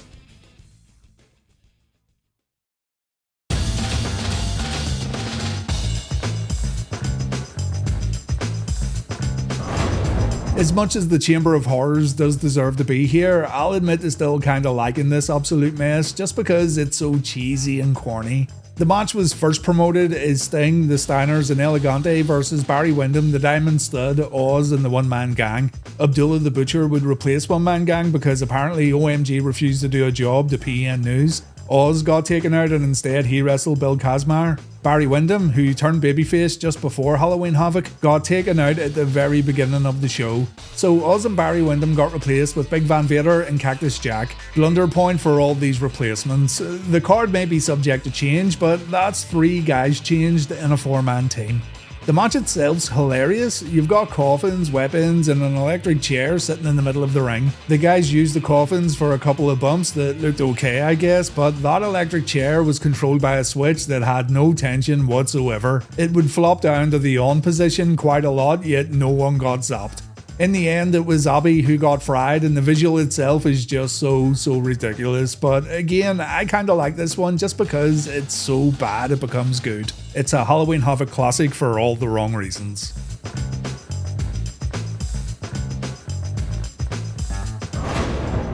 This one keeps coming back to haunt me. Just when I think I'm done with this match, I have to keep going back to revisit it again, and it just gets more tedious each and every time. Hogan and Savage versus Ric Flair, Arn Anderson, Lex Luger, The Faces of Fear, Kevin Sullivan, Z Gangsta, and this chop right here. A chop WCW named The Final Solution before getting a ton of negative feedback, so that'll be a blunder point. How stupid do you have to be? The idea of the match was for the babyfaces to work their way down to the ring at the bottom of the triple cage, kinda like a reverse Game of Death without the excellent kung fu. Hogan and Savage got to the bottom, it felt like all hope was lost, but here comes the Booty Man to help his friends out by handing them a few frying pans. Yes, frying pans, and yes, the Booty Man. Blunder point 8. The babyfaces thought they'd done enough damage and they go to leave the cage, but then Savage remembers that he has to actually pin someone to get the victory. He dashes back in, he gets the 1-2-3, and the Mega Powers are back in business. So up until this point in his WCW run, Hogan had kayfabe retired Ric Flair, he main evented Starrcade with his buddy Ed Leslie, he made Big Van Vader look soft as shit, and at Uncensored 95, he and his buddy destroyed 8 bad guys in one match. You can see why WCW fans were maybe getting a bit tired of the red and yellow brother.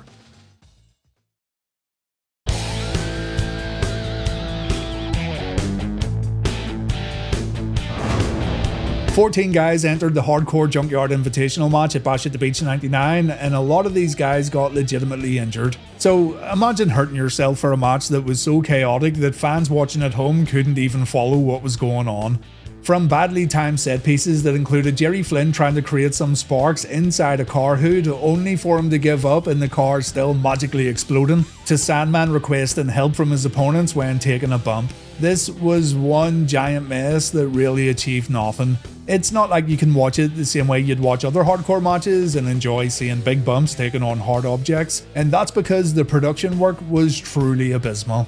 I could go through this and hand out a ton of blunder points, but I'll just give it 1 and be done with it. I'm not putting myself through the torture of watching this one again. Fit Finlay wins the Hardcore Trophy. It was a terrible way for WCW to integrate hardcore wrestling into their regular programming, and nobody cared.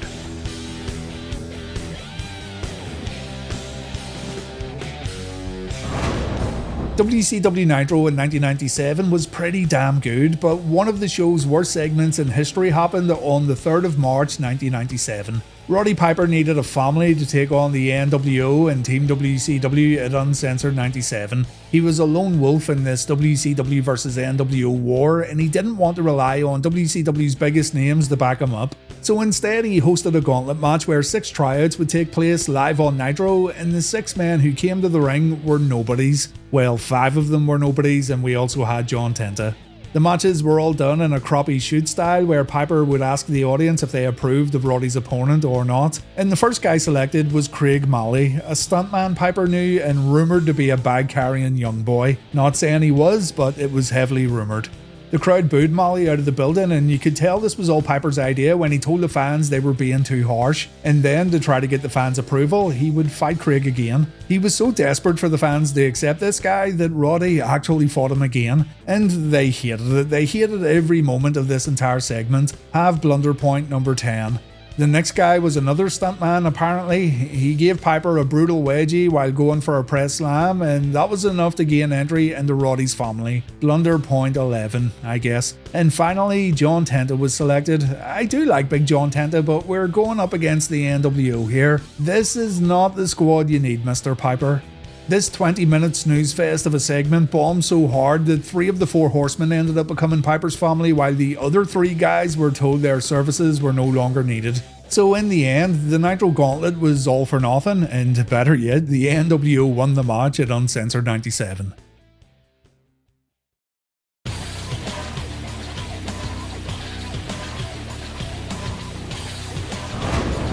In the midst of the Filthy Animals vs Revolution rivalry in WCW, Shane Douglas said the Revolution had come up with a new match concept. It was, according to Shane, the most brutal match type WCW had to offer, the most cruel and sadistic setting imaginable for those stinking filthy animals. Shane said this upcoming House of Pain cage match was the most dangerous structure WCW had ever built, and so naturally fans got curious as to what this thing was gonna be. Moments later, fans got their answer when they saw a regular WCW cage that had handcuffs attached to it. And yeah, that was it. Blunder point 12 for getting my hopes up.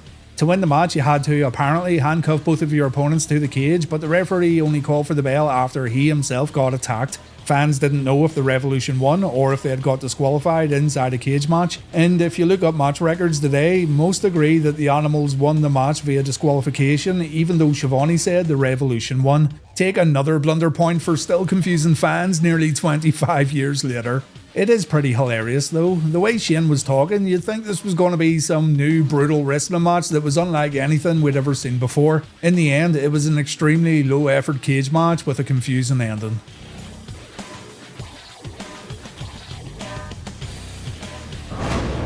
This one commonly gets called Judy Bagwell on a pole, even though in a pole match you win by retrieving an item of some sorts. The match was actually a standard one-on-one match that had Judy Bagwell placed at ringside on a forklift, and if Buff Bagwell could beat Chris Kanyon, he'd get to bring his mom down from the elevated platform held up by that forklift.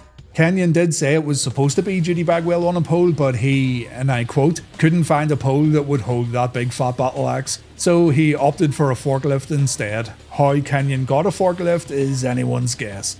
We have a run in here from David Arquette, and although I find the dude quite endearing, I'm still giving this a blunder point, and Buff ended up winning after delivering a double blockbuster to Kanyon and David.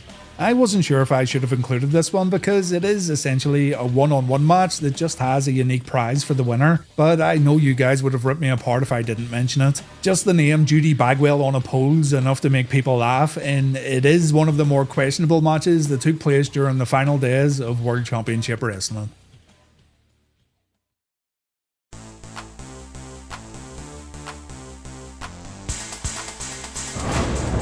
Everyone says the 1998 War Games match was the worst of all time, but I think this one tops it. Now, folks will argue that it's not a real War Games match, and I do agree to a certain extent. The rules are very different. It uses the 3-tier cage and it only features one ring, but Vince Russo billed it as War Games 2000 and he used the good name of War Games to promote this atrocity, so like it or not, War Games 2000, also known as Russo's Revenge, is part of the match type lineage.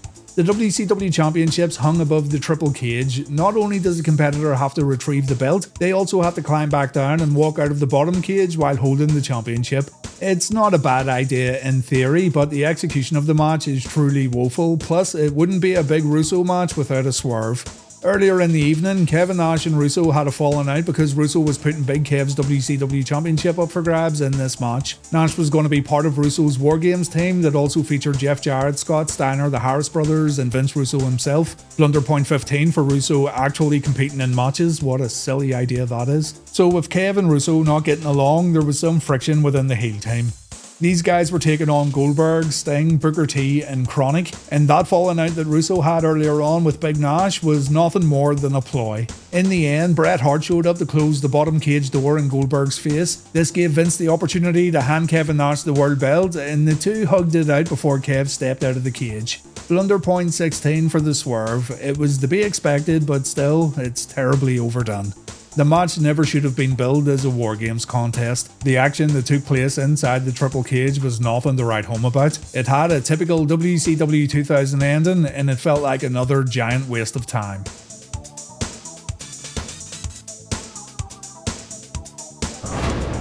On the same episode of Nitro that gave us the House of Pain cage match, we also got to see the abysmal Pinata on a pole match. A match where Russo took the WCW luchadors and handed them a bunch of sticks. These sticks could be used to beat each other or beat the Pinata who Ventura Guerrera brought to the show, seeing as he just returned from his son's birthday.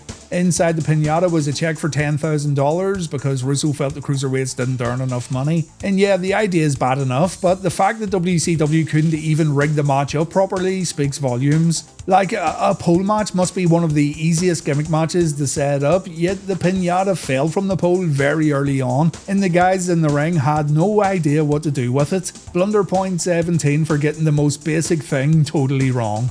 Another blunder point goes for our special guest commentator for this match, Oklahoma. Russo and Ferrara thought it would be a great idea to make fun of Jim Ross and Jim's health by presenting this parody character, which really was in bad taste. Hoovy ends up shaking the Pinata until he finds the check. Steve Williams then beats everyone up, and when Silver King thinks he's going to claim the money, he ends up getting it taken away by Dr. Death. So not only did the luchadors have to stumble through this poorly set up match, none of them actually won the prize money.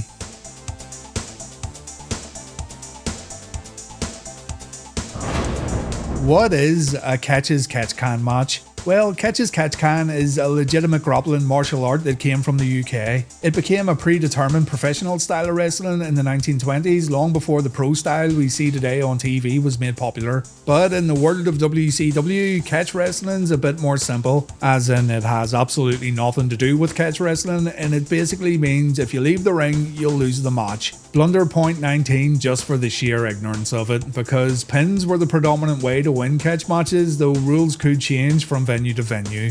Now, again, to be fair to WCW, apparently the ring ropes were going to get removed for this one, which would have made it a bit different, I guess. But they ultimately decided against it, and instead we got The Floor is Lava in the opening match at Sold Out 2000.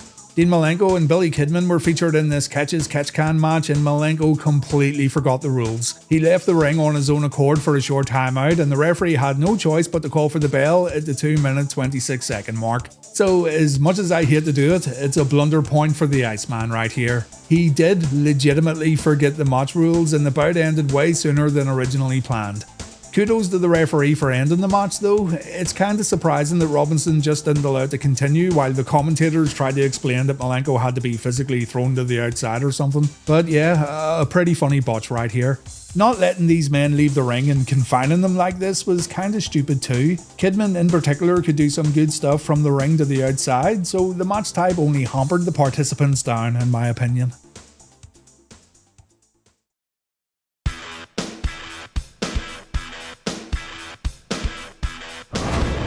WCW tried to spice up their first uncensored pay-per-view by adding a bunch of stipulation matches. One of these matches was contested under martial arts rules, which basically meant absolutely nothing. Ming took on Jim Duggan here, Sonny Ono served as the special guest referee, and it's a standard match that just features a different referee and Jim Duggan looking like a random thug you'd see in a crappy late 80s action movie. In an effort to give most matches on this card some sort of gimmick, you can see WCW really struggled here, and I guess having Sonny Ono in a karate gi was WCW's interpretation of what martial arts was. There was no point system in place, there was no altered rules. This was a standard wrestling match, ladies and gents, and on top of that, it was a bad standard wrestling match. Oh, sorry, the competitors had to bow to the referee and bow to each other before the bell, so that's what made it different. Blunder point 21. In the end, Duggan went for Ming's manager, the sneaky Colonel Robert Parker, and when Ono tried to pull Duggan away, Ming was able to kick his opponent for the 1, 2, 3.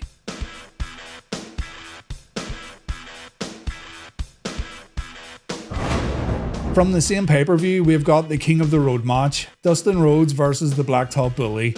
You've got two guys fighting on the back of an 18-wheeler, they roll around in the hay, they stumble and fall when the vehicle has to stop or take a corner. There's also the problem of actually capturing the footage, which WCW did a decent job with honestly, but still, the action they were capturing just wasn't good. So while the idea was pretty out there, the premise of the match itself didn't really lend itself to a good pay-per-view match, so have a blunder point, boys. It must have cost a fortune to film this match. They used helicopters to film the truck, they had to close off roads, so to spend all that cash only to end up with a blunder is WCW in a nutshell really. Because both men got colour during the bout, both men were fired from the company. When you remember that this was a pre-taped match and WCW had the option of not showing it at all if blood was really going to be that much of a problem, then you have to hand out another blunder point. Everyone involved did return to WCW eventually, but the company letting Dustin go was what gave WWF fans the Goldust character.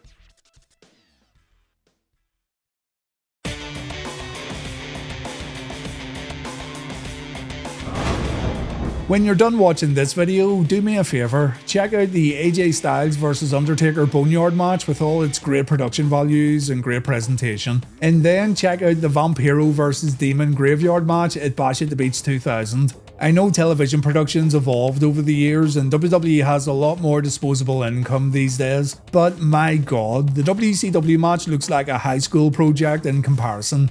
The Demon's walking around with a torch along with Asia and Charles Robinson looking for Vampiro. Vampiro's nowhere to be found, but all of a sudden he jumps from a tree like some sort of gothic chimpanzee, and the two then proceed to bore the hell out of viewers at home by having a little scrap beside a shallow grave. Eventually the Demon goes in and Vampiro grabs Asia. The Demon then has to locate the two, and during this time Vampiro decided to hide in a lake. This gives Vampy Balls a chance at a sneak attack, but all this results in is two face painted dudes splashing around in the water. Vampiro takes Asia away again, the Demon has to go find her. He sees Asia lying beside a coffin and he doesn't think for a moment that Vampiro could be inside. It all ends with the Demon getting a piece of a tombstone smashed over his head. He gets put inside the coffin, Vampiro wins the match and fans demand their time back. One big giant blunder point for one big giant mess.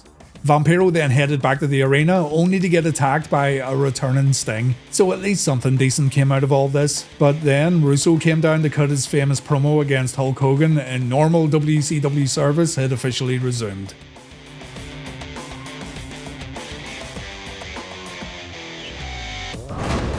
The very core of a pro wrestling match, no matter what the stipulation, should at least include guys or girls competing with some sort of physical contact. But in the crazy world of WCW, that kind of thing just isn't necessary. Let's get some monster trucks, let's drive them around the roof of a big building, and let's do it sumo style. Blunder point 25. Just look at it. You go out of bounds and you lose the match. It's kinda like a WCW catches catch can match, only with giant vehicles. Hulk Hogan took on the Giant here. This was when Hogan was getting in touch with his dark side even before the NWO came along, so just everything surrounding this one is pure WrestleBolics at its finest. Hogan wins the match because of course he does, and after the match, Giant tried to choke his opponent out, but it was the big man who ended up in a tough spot. He fell off the roof of Cobo Hall and he plunged to his death, only to psych Hogan a little later on and return from the dead. Blunder point 26 for Raising the Dead live on pay-per-view. So yeah, monster trucks may be cool and all, but if I want to see them, I'll check out a monster truck show. Thank you very much.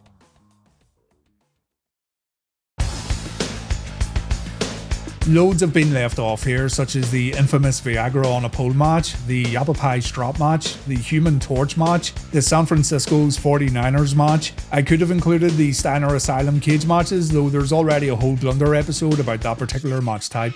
There's more WCW nonsense out there, folks, so share your favourite bad WCW gimmick matches in the comments. We have a new number 1 on our leaderboard, although this video format kinda meant it was always going to take the top spot anyway. But who cares? You came here for the blunders, and I hope you leave this video feeling full, satisfied, and a bit cringy. Thanks for watching, folks, and please take care.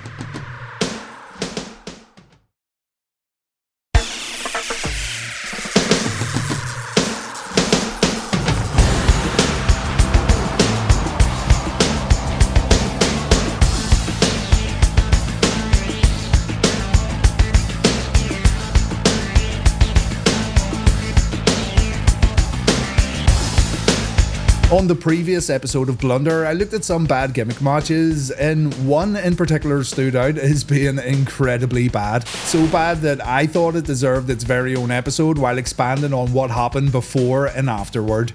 Roddy Piper's gauntlet match, held on the 3rd of March 1997, was one of the worst things that ever happened on WCW TV during a time when the company was firing on all cylinders.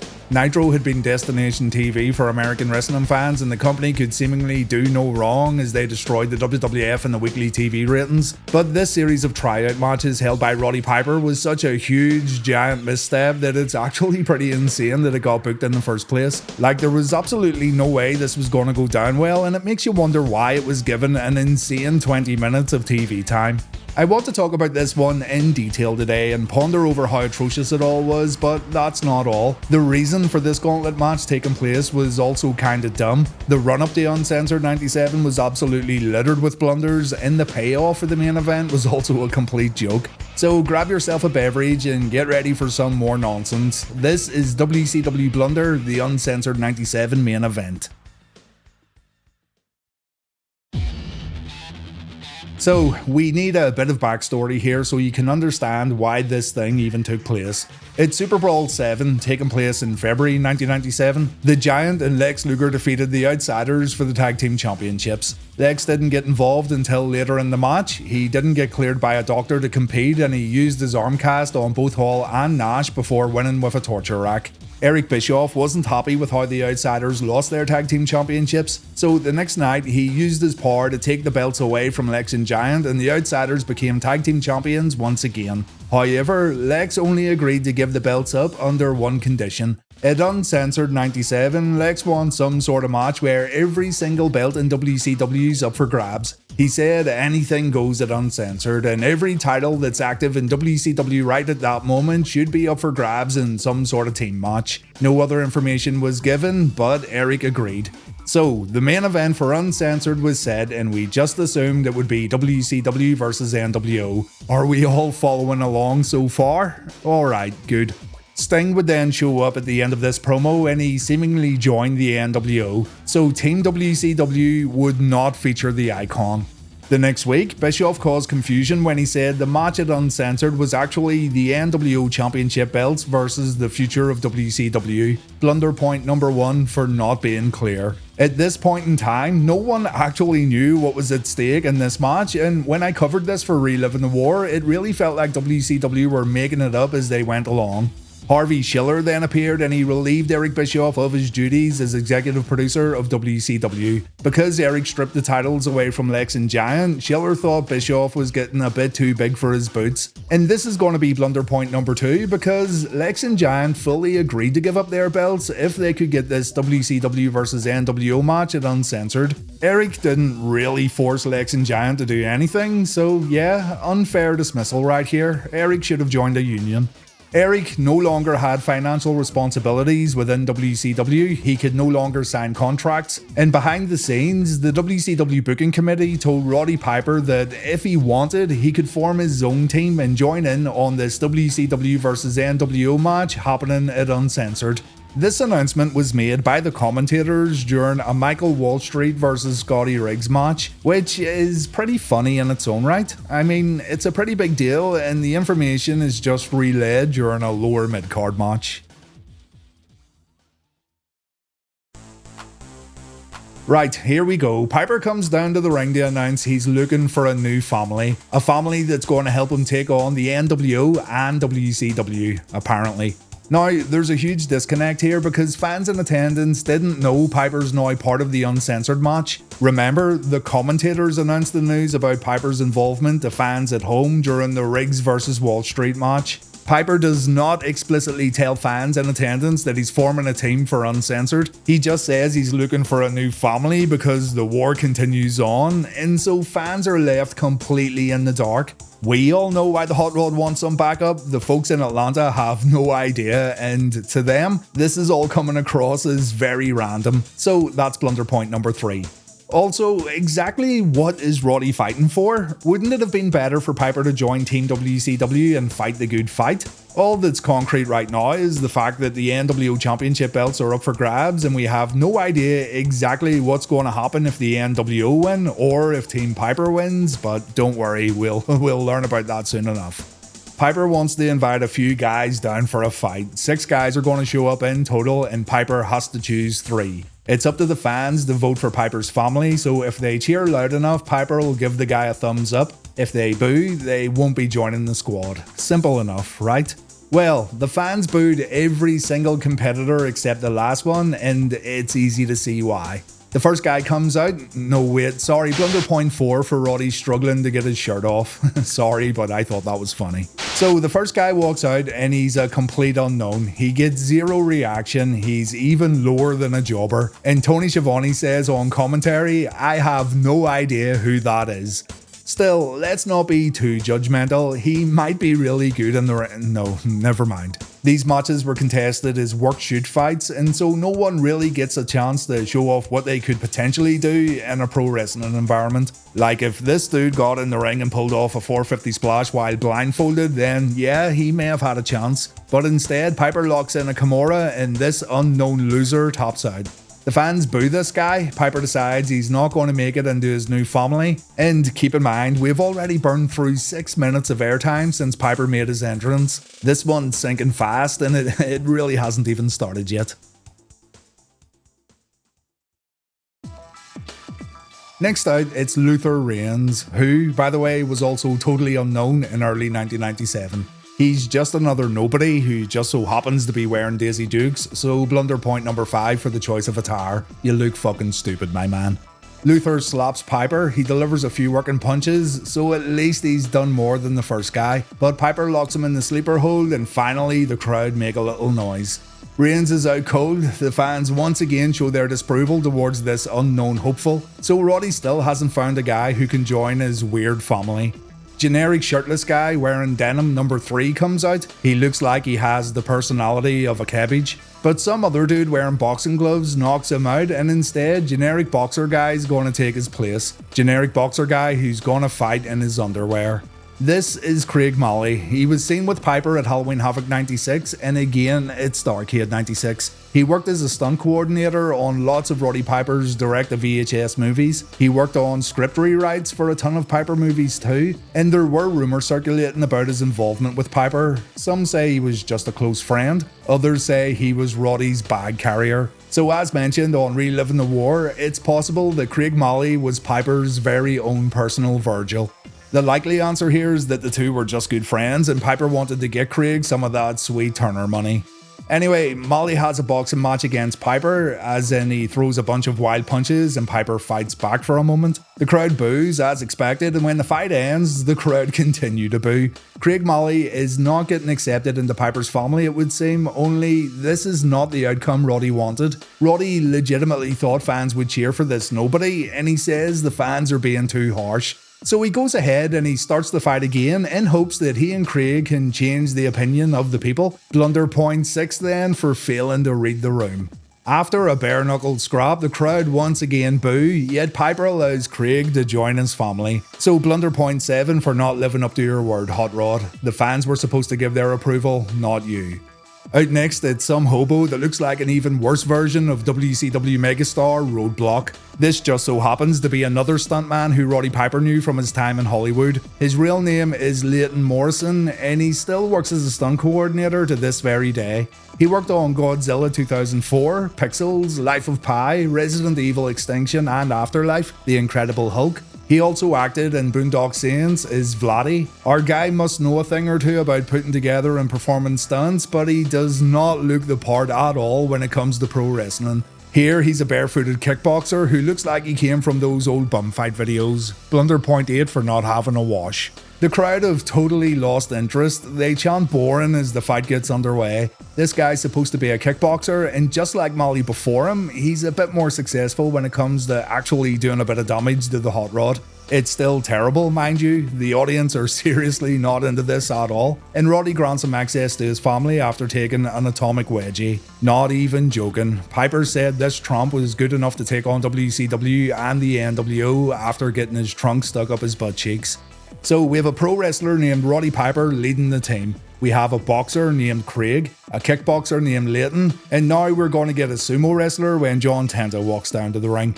This is probably the best pop John ever got in WCW because the fans were so tired of seeing nobodies for the past 15 minutes or so. Tenta beats Piper up and the other two jabronis jump in the ring to help the hot rod out. Piper's family begin fighting with each other and he thinks this is absolutely perfect. So that's it, Piper's got his squad. He grabs a mic, he says this is the family he's bringing to war, and if Hogan wants a war, he's got a war. Piper then slaps his team around because they suck or something, I don't know. And yeah, way to kill a crowd and completely bring WCW Nitro to a screeching halt. A miserable piece of TV here, and I can't imagine anyone being too happy about this backstage. 20 minutes were spent just for Roddy to select his team, and that team consisted of two nobodies and John Tenta. I do like me some John Tenta for sure, by the way, but at this point in time, he really wasn't someone you'd choose for a big main event that featured WCW's best and the NWO's best. Blunder point just for picking a horrible team.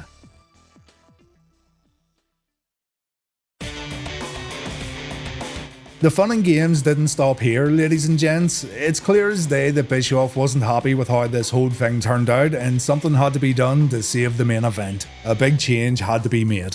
It was announced on the next episode of Nitro that if Piper's team wins, Roddy's going to get a shot at Hollywood Hogan's WCW Championship inside a steel cage. This seems like a very self-centered award for winning the match, saying his team WCW could just remove all championship belts from the NWO if they wanted uncensored. So Blunder point 10, the match provisions are all over the place and it doesn't make sense. It's so confusing. Lex first said that all the belts would be on the line, every single active belt in WCW. Bischoff then said the NWO belts would only be on the line, while also saying the future of WCW was up for grabs, whatever that means. And now Piper wants to get himself a cage match and he's making two bozos and John Tenta help him obtain this goal.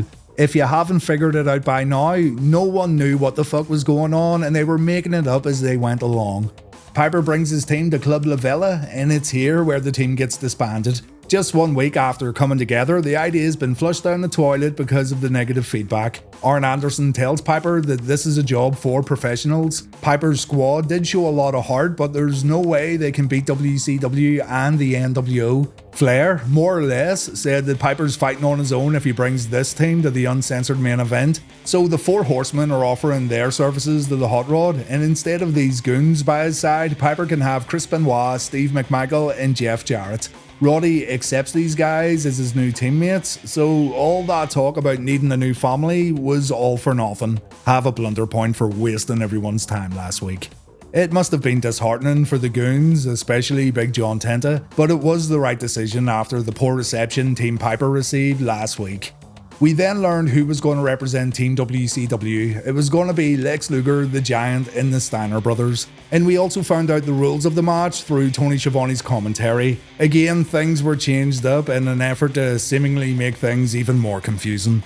The rules of the match were fine. It was a triangle elimination match where match participants were staggered. Think of a War Games match, only it has eliminations, no cage, and no match beyond. Then it was announced that if Team WCW won, the NWO would have to give up their belts and not wrestle for 36 months. If Team Piper wins, Piper gets his cage match against Hogan. And get this, if Team NWO wins, then they get a shot at any title they want on any date they choose. Now, if you thought Team WCW was going to win this, then you'd be the most gullible person on the planet, because there was absolutely no way every member of the NWO was going to go home for 3 years and not compete. So blunder point 12 for adding such a stupid stipulation, and have another blunder point for once again changing the stipulations. Before his little meeting with Harvey Schiller, Bischoff said it was every NWO belt versus the future of WCW, and I don't think the NWO winning and getting an early version of the Money in the Bank contract really affects the future of WCW in any way, shape or form. I mean, Hogan's already the world champion, for crying out loud. It was also announced that Dennis Rodman was going to be in the NWO's corner at Uncensored, so yeah, it's not like this match needed anything else added to it, you know. Right, Uncensored 97. Have you got a grasp of what's going on here? Do you fully understand what's up for grabs and what's at stake in this match? Well, WCW are seriously hoping you do, because I don't even think the competitors know what they're fighting for. Just when you think everything's set in stone, there's again more changes being made. But here, let me show you this little timeline of events I made when covering Uncensored 97 for Reliving the War. Every week I added more and more to this, and as the event continued on, I had to add more stuff, because Team WCW lost a member when Rick Steiner got injured, and it was also announced on the pay-per-view that eliminations can happen when a superstar gets sent over the top rope. Blunder point 14, because no one can make their mind up about this main event. I have never, in my years of being a wrestling fan, seen a main event build-up that's been so messy and so horribly promoted. Every single time the match was talked about through promos or on commentary, something got changed, and it really does show a lack of forward planning from WCW.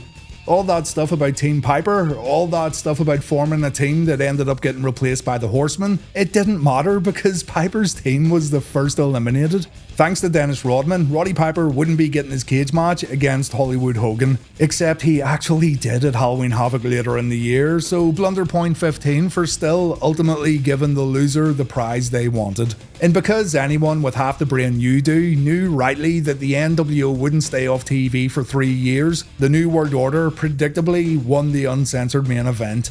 This meant they could receive a title shot at any time they pleased for any belt they pleased. So, I ask you, what do you think? Do you think the NWO would use this as an insurance policy when Hogan inevitably loses the world belt? Do you think the NWO would keep this in their back pocket and use it to regain the world championship the moment the title left the NWO family?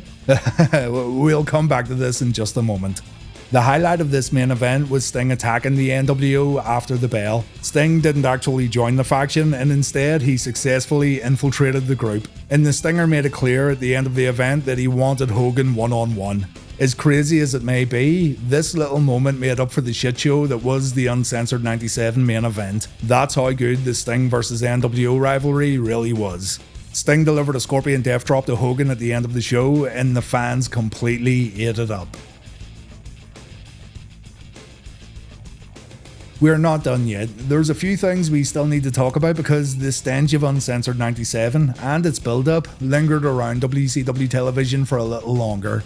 The next night on Nitro, Eric Bischoff said the Outsiders were going to defend their tag team belts, and when Schiavone correctly stated that Bischoff can't book matches because Harvey Schiller relieved him of his duties, it was revealed that the NWO actually have control over the title matches they're involved in.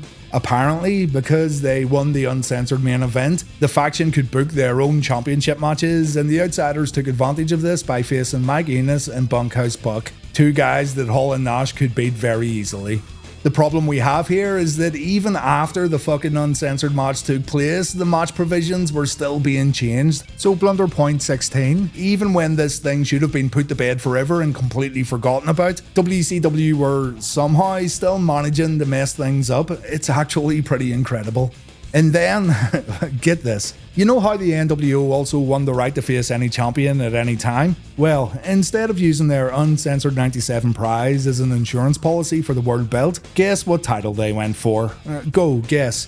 If you said the television title, you'd be absolutely crazy, and you'd also be absolutely right. Blunder point 17. The whole fiasco of Uncensored 97, from Lex wanting all the belts on the line, from Roddy Piper forming his own family only for it to get broken up, from the rules getting changed every week, all the way to the Uncensored main event itself. It was all for Macho Man Randy Savage to face Prince Ikea for the TV title on the 24th of March 97 episode of Nitro. Better yet, here's Blunder point 18, because Randy didn't leave Nitro with the television championship. DDP showed up and the match was thrown out by the referee. Ikea and Page got beaten up by the NWO, and that was it all over. My God.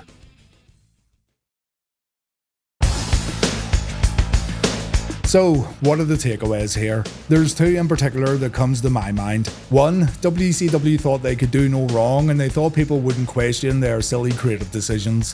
When the NWO was white hot, the company didn't seem to care all that much about consistency nor continuity. It comes across as arrogant because it didn't really matter what nonsense they put out there. They expected fans to just buy into it and enjoy what they're seeing because the NWO's in the ring. The second thing that sticks out here is the real lack of planning. This isn't a case of having storyline issues from one pay-per-view to the next. It isn't even a case of having issues from one episode of Nitro to the next. The lack of continuity was evident from one promo to the next because things were changing at such a rapid rate. You can understand them making changes to Team Piper, but the company seemingly couldn't keep the simplest things in check, such as match provisions, match stipulations, and even the ultimate payoff for the match happening in the first place. I mean, Randy Savage versus Prince Ikea? Come on. I don't know if people were just not talking to each other backstage, or if Bischoff was having issues communicating his vision to other folks in the company, including those who would help with creative. But what a great example we've got here of the chaos that was World Championship Wrestling. To be fair, fans still ate it up and fans were still choosing Nitro over the WWF's Monday Night Raw show, but WCW would continue this poor, messy kind of booking, and it didn't take long for fans to give up on the company. Just a little forward thinking could have done wonders. The Uncensored 97 main event goes in second place along with Ric Flair as WCW President and Let's Betray Sting. We'll have 4 more episodes before season 2 wraps up, so let me know what you'd like to see covered next. Thanks for watching everyone, I do appreciate it, and please take care.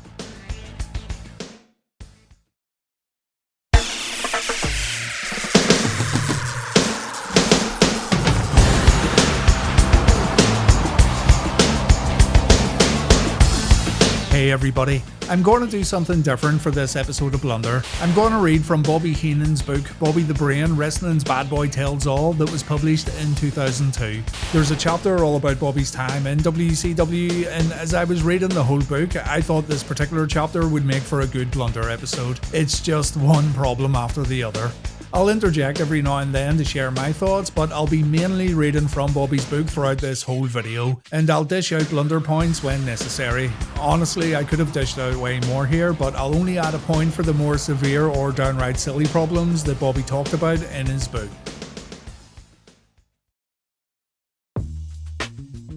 In WCW, I began what would be the worst 6 years of my life. It was more unprofessional than any place I've ever worked.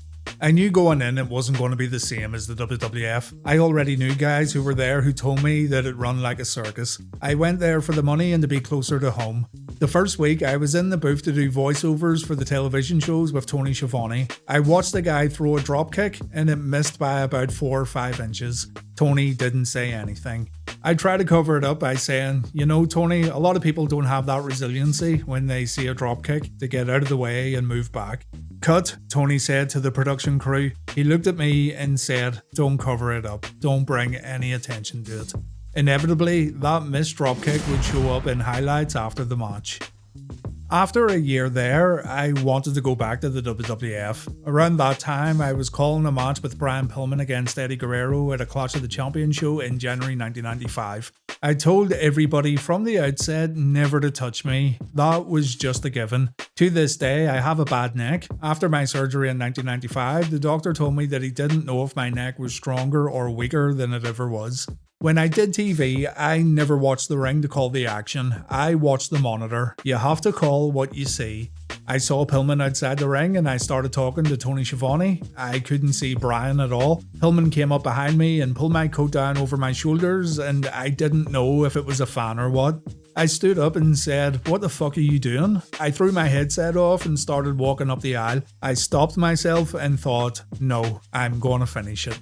Eric Bischoff didn't like what Pillman had done. I said, "Hey, you hired the guy. What's he coming over and touching me for?" Pillman apologized too. I said, "That's okay. You scared me. I didn't know who it was." They've since erased those tapes. There's no record of it any place unless someone taped the live broadcast. I honestly thought I was going to get fired for that. Just to interject here, all Clash of the Champions shows were made available on the WWE Network. Bobby's book was written before the network debuted. I didn't like the idea that they didn't tell us what was going on. You never felt wanted there. You always felt like the foster kid from a domestic dispute who had to stay somewhere for a month. I made friends there who were professional and nice, but other than that, most of them were lucky to be working and have a job. They didn't have the training, mentality, or desire to do anything right. They were all very lucky to be with such a hillbilly company. After production meetings in the WWF, Vince McMahon would say, "Let's go have some fun." After WCW production meetings, we'd say, "Let's see if there's any free food left." But you'd go there and it would be all gone. People from production would walk by you and they would never say hello or talk to you. There was a makeup girl who was promoted to executive producer because she was taking it from one of the other producers. She looked like Mount Rushmore and smelled like grey poupon. She couldn't put her own face on. She was going to make me look good. There was another girl who worked there whom we called Wendy Turnbuckle. The greatest thing about being here is watching Wendy Turnbuckle and Angela scurry when the guys come over. That's the greatest thing about it being here. She was just a slob. She was clumsy and always spilling water. She'd grab a rag to clean it up and she'd pull our headsets off. One day I saw her at the airport. Apparently Wendy was a diabetic. She was lying on the floor of the terminal and gave herself a shot in her ass through her jeans. Of course, there was a croissant from Burger King lying next to her. Picture a big pig lying on the floor with a needle sticking out of her ass. I leaned over to the guy sitting next to me and said, usually when they use those dart guns, they'll take the tusks right off of her.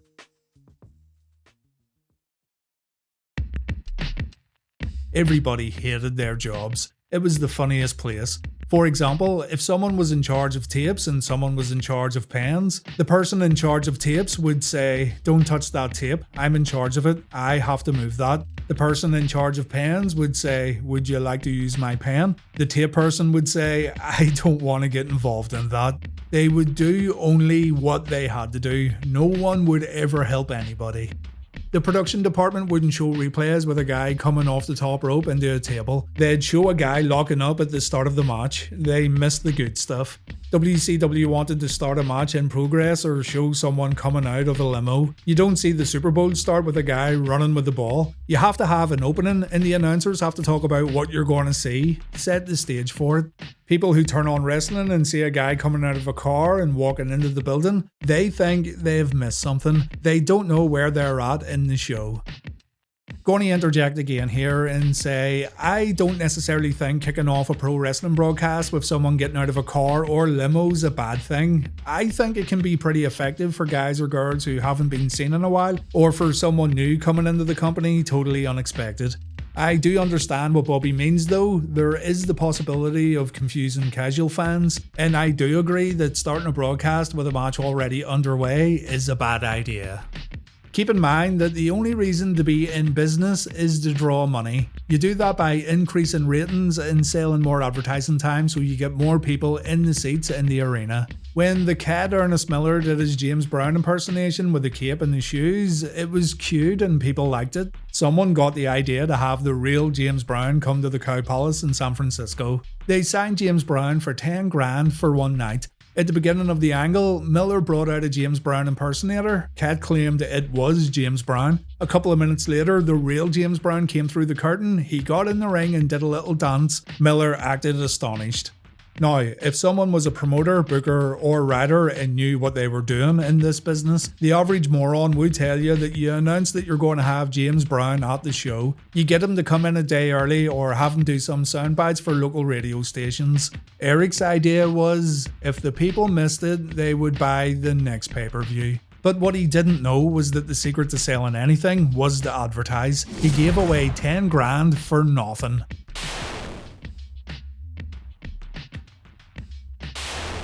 WCW even put the belt on actor David Arquette, which was a bad idea. But there was one nice thing about the whole situation. The money that Arquette made wrestling in WCW went to the families of the late Brian Pillman and Owen Hart. He didn't even know them. Everyone made fun of him, but they would have made fun of me if I had the lead role in Gone with the Wind. I didn't belong in that part. He didn't belong as champion, but that was WCW's philosophy. Double cross everyone, fool everyone. These ideas would make Good Morning America and the Today Show. They laughed at poor Arquette and you never saw him on those phone commercials ever again. Goldberg was the hottest thing WCW ever had. People were standing outside the building chanting his name. Mark McGuire came to Atlanta because they both like to work out. Goldberg went to Fulton County Stadium and McGuire ripped off Goldberg's shirt and rubbed his bat on it. That year, he hit 70 home runs. Vince McMahon would have had people take McGuire to the Louisville Slugger Company picking out the wood. He would have shown Goldberg working out in the same shirt before the visit. WCW didn't send anyone to the stadium because it wasn't their idea. They never wanted to take responsibility for those kind of things. No one would make a decision on anything, and the decisions they did make were bad. They made Kevin Nash the booker, along with Terry Taylor and some other guys, and Nash went out and beat Goldberg, the hottest thing WCW had. Nash shouldn't have beaten a man that was over like Goldberg was. The time to beat Goldberg was when it was time to pass the torch. Andre did that for Hogan, he let Hogan beat him. Plus, WCW needed to go all the way with Goldberg and build him up, but they didn't have that capacity. Nash always loved showing the guys fighting in the back, but the cameras would cut back to us and we would never comment on it. He had to do it like it was a television segment, as if we didn't know what was happening. When he would do something in the back, he would always clear out the hallway. He should have had people walking by to make it look normal. They always had fights in abandoned parts of the building. Why would they be in that part of the building? No one else was there.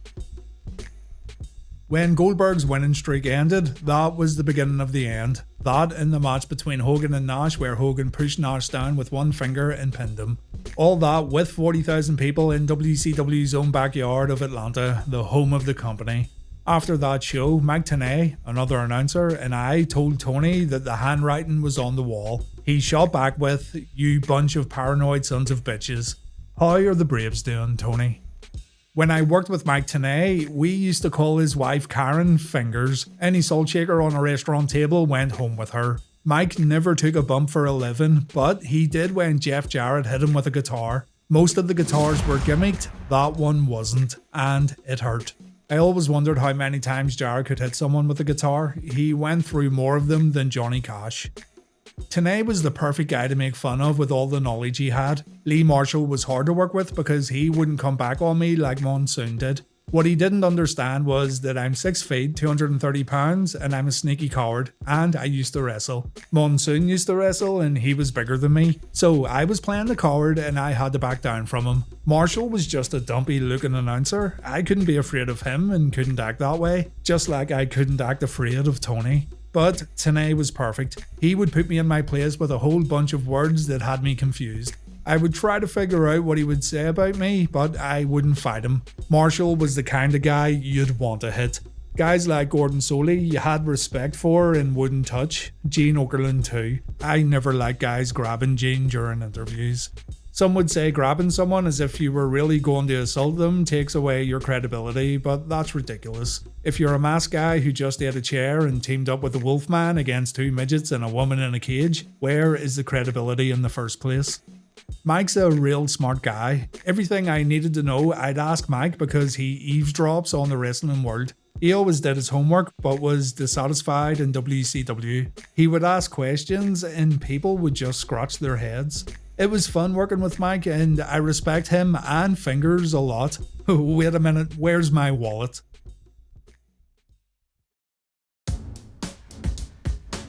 Eric Bischoff hired Steve McMichael to be a colour commentator because Bischoff was a mark for McMichael. Mark is normally a derogatory term that refers to a wrestling fan who believes that the sport is real. In this case, however, it just means that Bischoff had a blind devotion to McMichael and ignored any of his shortcomings. McMichael was not a good wrestling announcer, and it's not because he was not a good announcer. For example, I couldn't do hockey for a couple of reasons. First, I can't say the names, they look like eye charts. Second, it's very hard to do hockey because it goes back and forth very quickly. McMichael was a good athlete and a good football player, but he just didn't know what to say or when to say it when it came to wrestling. McMichael would say, "That guy's going to kill him," when you would never say that. I also think he found professional wrestling hard to get excited about and treated as real when he came from the Chicago Bears in the Super Bowl. McMichael eventually became a wrestler. He debuted at the Great American Bash in 1996 when he teamed with Kevin Green against Arn Anderson and Ric Flair, whom I managed that night. It was a match where McMichael turned on Green and joined Anderson and Flair. I don't care how good a shape you're in, whether you're a wrestler or a basketball player. You still can't tell when a guy's out of wind. McMichael may have been able to play football all those years, but wrestling's different. A wrestler can blow up just from being nervous. I was outside the ring. I saw him on all fours sucking air. Just when I saw his stomach go in, I gave him a stiff boot in the gut and knocked the wind out of him. Back in the dressing room, he said, "Weasel, you got me." You can't tell anybody that, I said. You played 10 years in the NFL, you have a Super Bowl ring, you're going to tell everyone that I kicked you and knocked the wind out of you? He never told a soul, I told everybody. Up until the time I arrived in WCW, I never heard a wrestler say, "Let's go out there and put on a bad show to screw the people." In WCW, I heard a couple of guys say that they had a bad match and they hoped they killed the town so they didn't have to come back. Whether there were 1 million people in the stands or 50, just entertained them. The fact that there's only 50 people in the stands was not their fault, it was the promotion's fault because they're not good enough on television to get people interested to come out and watch. There were so many factions in WCW. Kevin Sullivan was the booker one week, then it was Kevin Nash, then Terry Taylor, who would never tell anybody the truth. Jimmy Hart would help, Arn Anderson would try to do his best, Mike Graham would try as well, but no one was told anything. One group wouldn't talk to another group, one group kept secrets from the other group. At Vince's production meetings, we would go over every part of what's going on. Anything to add, anything to subtract, it would go on for 2 to 3 hours. I'd go into WCW production meetings and they would read us a paper and that was it. I could read. Sometimes we would go out there for television and we wouldn't get a format sheet until the second or third match. WCW would also try to do these ridiculous work shoots. One day in the hall, Diamond Dallas Page got in a fight with Buff Bagwell. They both wanted everyone to believe that it was real, but they were working, fighting in the hall in front of the boys. Dave Finlay, one of the other wrestlers, and I were sitting there laughing our asses off because they were using worked punches.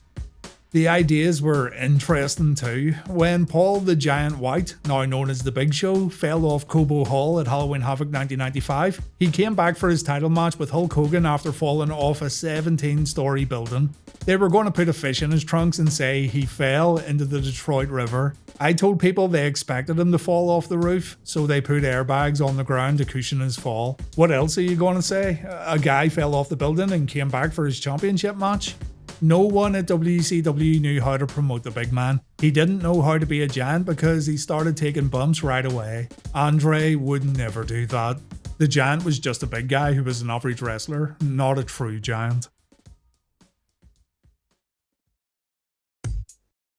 The Nitro Girls were good. I didn't like them in the beginning because I didn't like Kimberly Page, who was married to Diamond Dallas Page. She had a bad attitude. She would say hi to you only if she wanted to. Before she was a Nitro Girl, she was just Dallas's arm piece. When she became the Nitro Girls choreographer, she wouldn't talk to anyone. I didn't care. One less person I had to bother with. The Nitro Girls could dance and they looked good, but they started making them into wrestlers. They couldn't work and no one wanted to see them work. It's like Elizabeth and all the other female managers. You can't have a woman manager. There's no payoff. Alright, just going to call this one out. I think Bobby was wrong here, and I think female managers are awesome. He is going to explain his reasoning next, but I just don't agree with his take. If a manager gets involved in a 6-man, the payoff is the cage match. You can't throw a woman in a cage and get blood all over her, and a man can't beat up a woman unless it's Sherry Martel, who could kill anyone. No one wanted to see a man slam Elizabeth or punch her, but they would want to see them do it to me. The 6-man example is pretty specific, a little too specific I think. There's many ways a female manager can get weaved into storylines, so as much as I love Bobby Heenan, I just don't agree with his assessment here. The WWF's a wrestling company that needs television to survive. WCW was a wrestling company that just happened to be on TV because it was owned by a television company.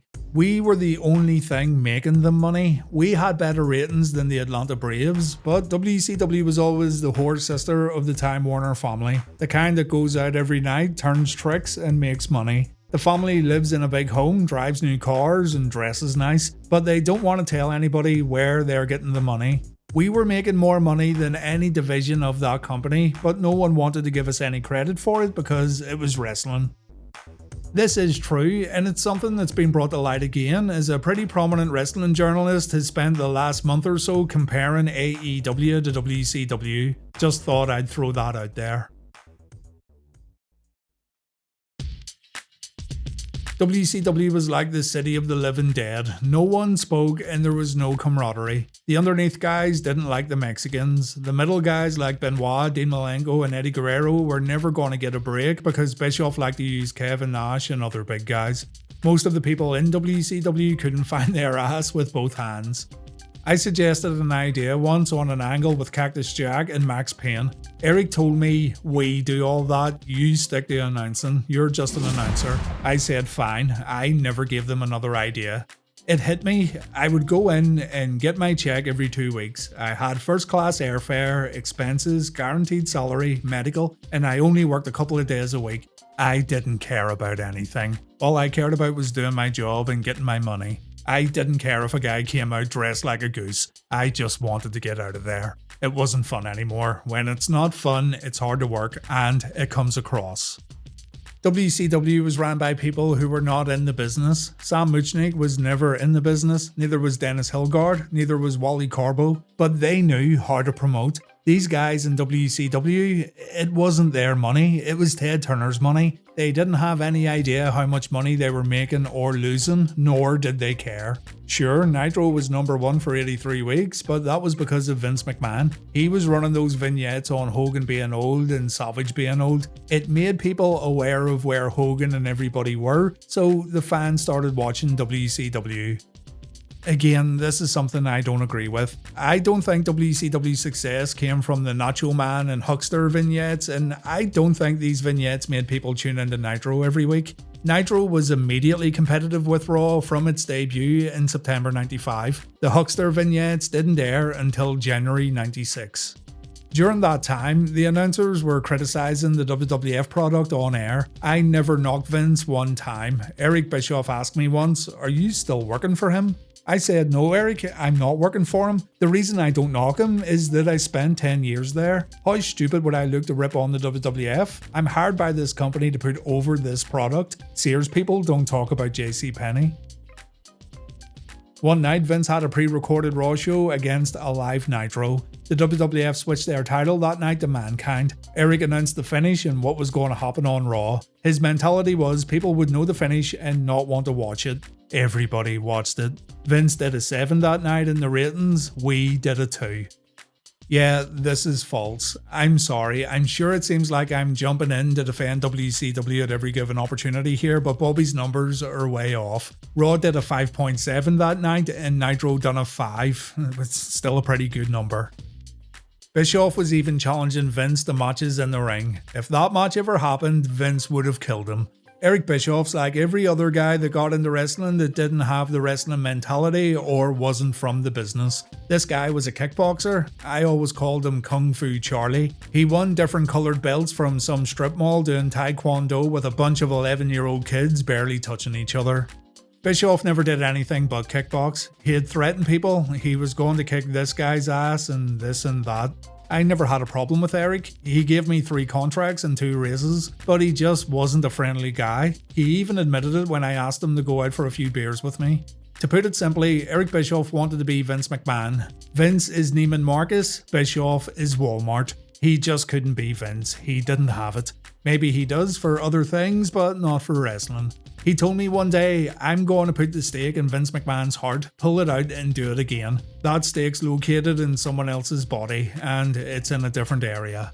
Bischoff would say to me, you never took a company to the top for 83 weeks like I did. I've been to the top of a lot of companies for 36 years, not for a year and a half. That's success if you can do it for more than that. Vince has done it, Bischoff hasn't. They wouldn't tell us the finish of the matches, of the angles that were supposed to air. Bischoff would justify that by saying, we want you to react like it was a shoot. I told him, if it was a shoot, you know what we'd do? We wouldn't say anything, because we've never seen one in the ring. Maybe it would be better to tell us so we can enhance the product. We didn't even know that Hulk Hogan was turning at Bash at the Beach in Daytona during the summer of 1996. They kept him in a car the whole time. We didn't even know he was in it. They were so touchy at Turner. I used to make midget jokes when I worked for the WWF. Once I said, don't ever touch a midget, you never know where they've been. I saw the Haiti kid doing sit-ups the other day under a 57 Chevy.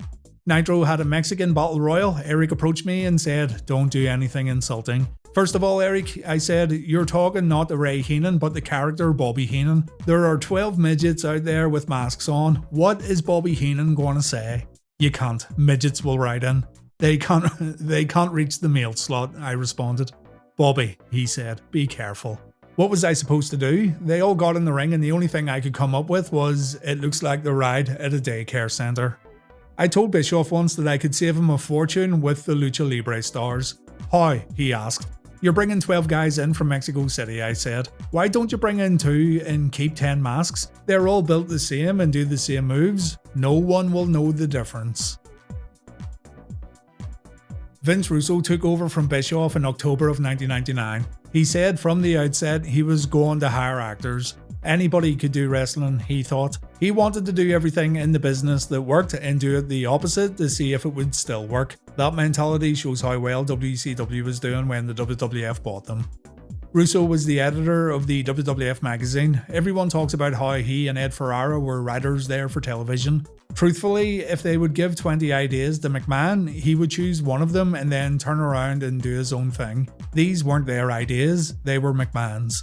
Russo had no presence on TV. He wore jeans and New York City t-shirts. He didn't look like an executive or the head of a company. Of course, neither did Eric. He started in WCW wearing suits, but then he became the boss. Both Russo and Ferrara snowed WCW into putting all their faith into them. They were getting $500,000 a year apiece. Russo didn't like me. He wanted a more youthful look, like an MTV look. So he replaced me with Mark Madden, a loudmouth slob from Pittsburgh who liked hockey. He shouldn't have been in that job. I couldn't agree more. I'm sorry, but I'll never understand how Mark Madden was given a job as a TV commentator in a company who were trying to make things better.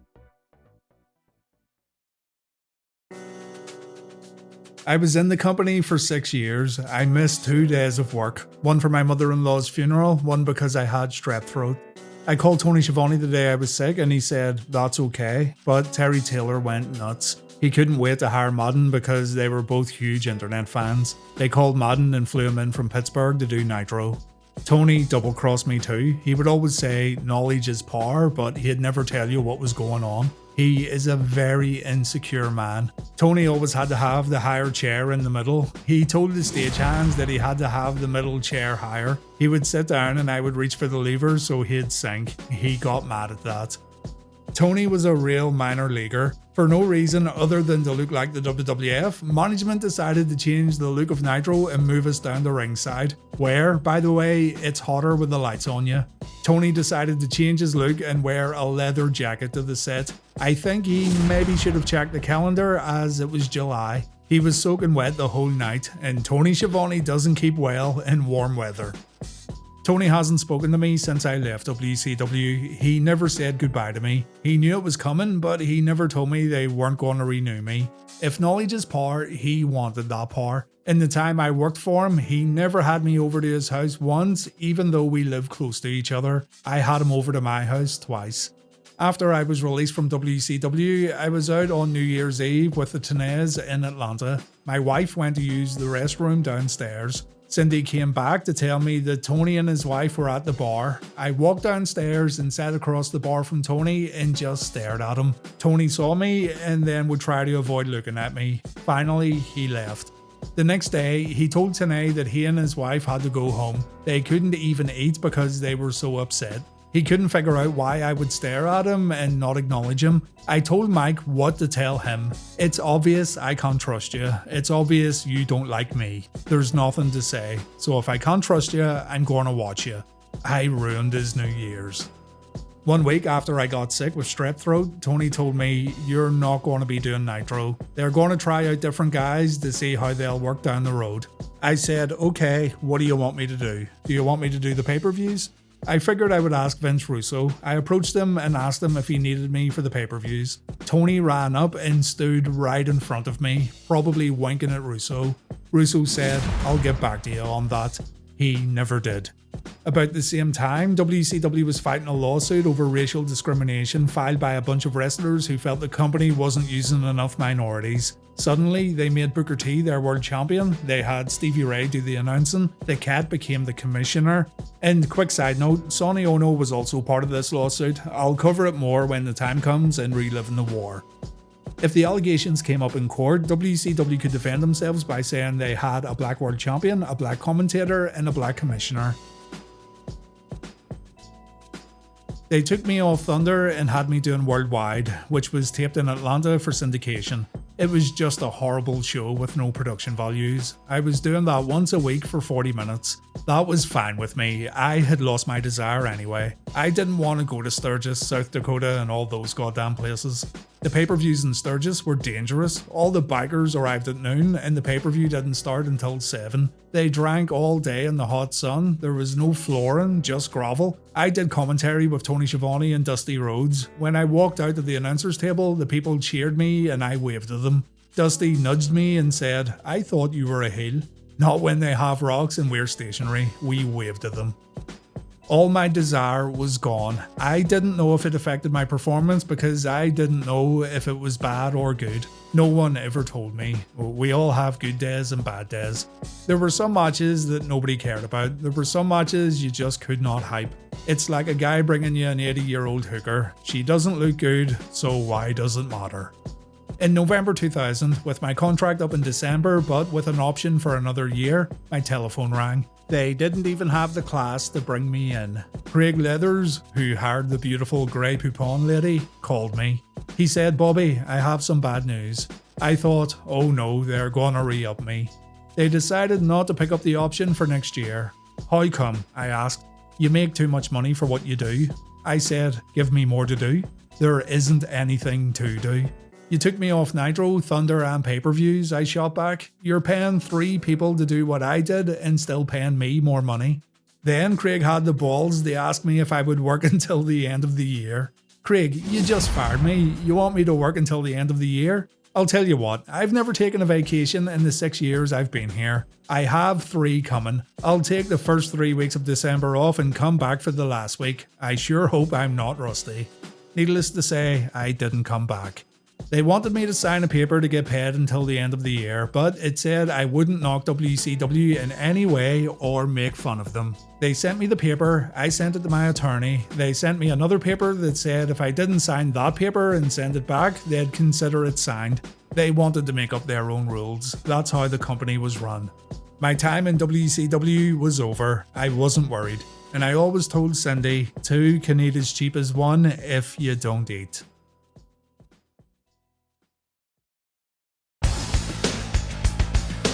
Well, that was pretty insightful, wasn't it?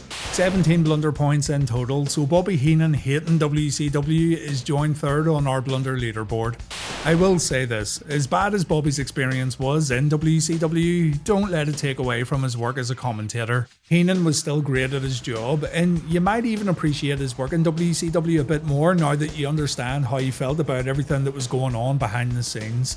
That's going to do it for this episode of WCW Blunder though. I do recommend Heenan's book, but for some reason the price has gone up in recent years. It's been long out of print, so do bide your time if you're going to purchase on eBay or Amazon. Cheap copies should pop up every now and then. Thanks for watching everyone, and please take care.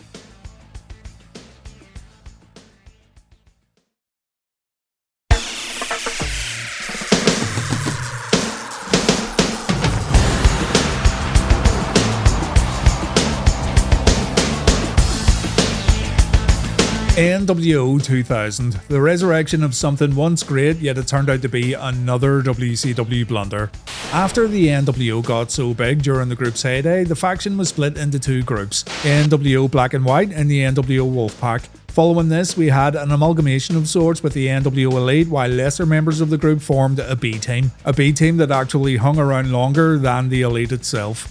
From here, the NWO just kind of faded into obscurity due to guys getting injured and WCW's higher-ups just not really caring to keep the NWO story moving forward. And, you know, it was probably the right call. The damage had already been done, and World Championship Wrestling seriously struggled to make the New World Order as exciting as it once was.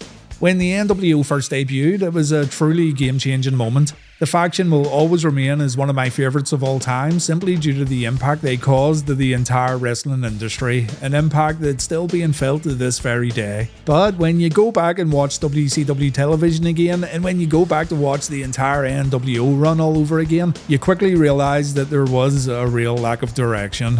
You could say, if it ain't broke, don't fix it, and indeed, the TV ratings proved that WCW didn't need to fix anything when it came to the New World Order, but nothing lasts forever, and there was only so many times fans were going to watch the same thing happening over and over again.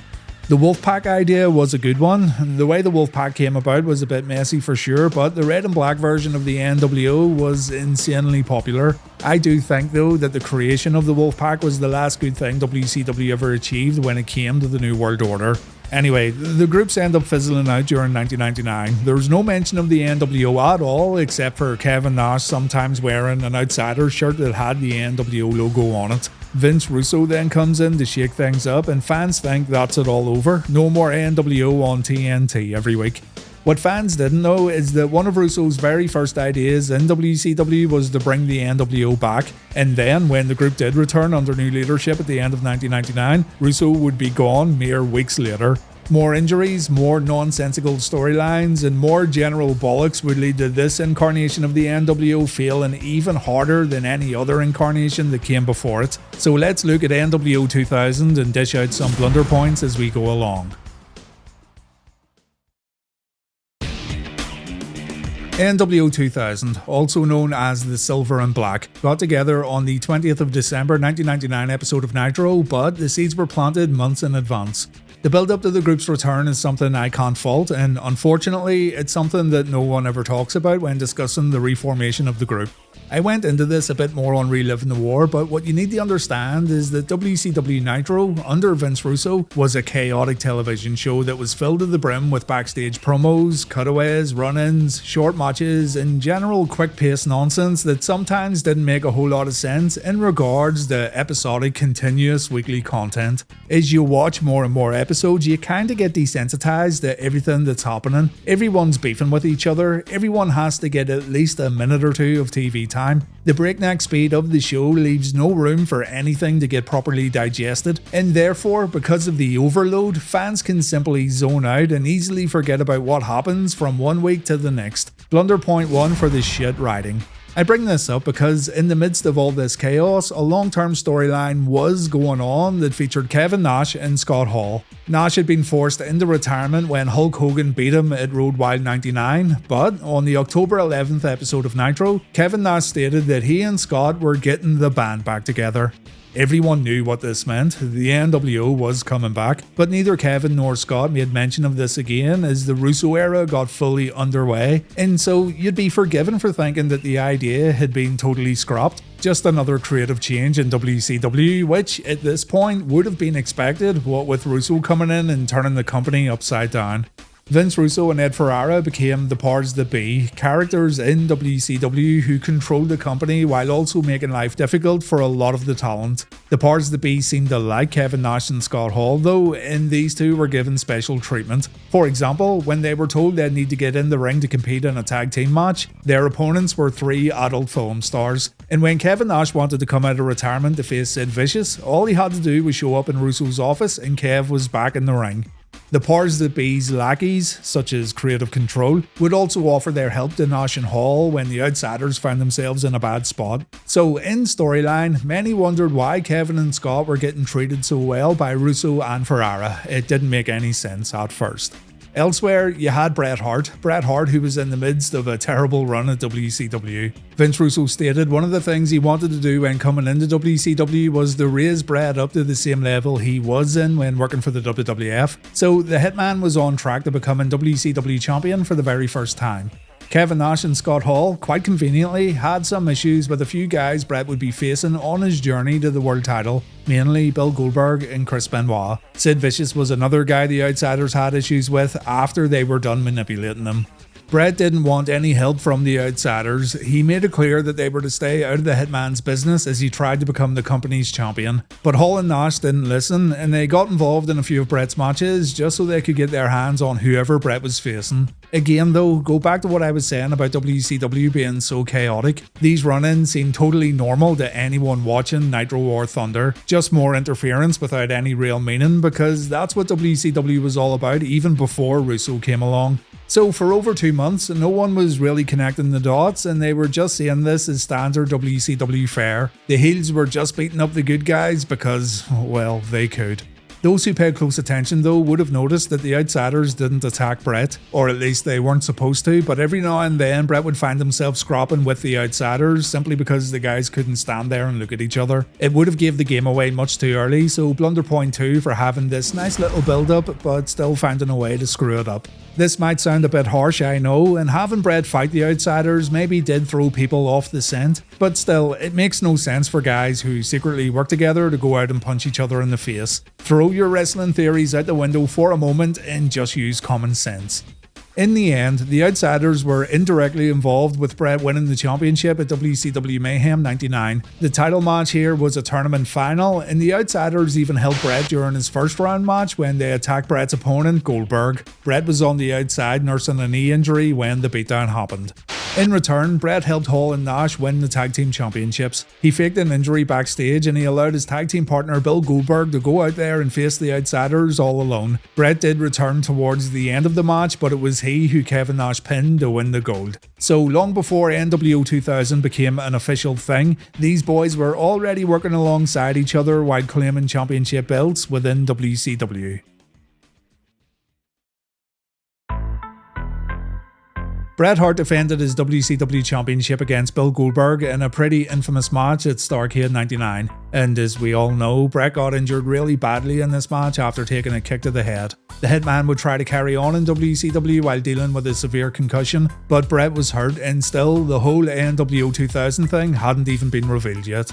Roddy Piper came down at the end of the match. The Hot Rod was made a WCW referee by Vince Russo as a way to demean him, and Piper called for the bell when Bret applied a sharpshooter. Goldberg didn't give up. It's a recreation of Survivor Series 1997, so here's another blunder point just for the sheer lack of creativity and originality. The following night on Nitro, Russo revealed that he sent Piper to the ring at Starrcade and he ordered Piper to ring the bell because Russo felt bad about what happened to Bret in Montreal. He said he wanted to make things right because Bret always felt Russo had something to do with what Shawn Michaels and Vince McMahon did to him at Survivor Series 97.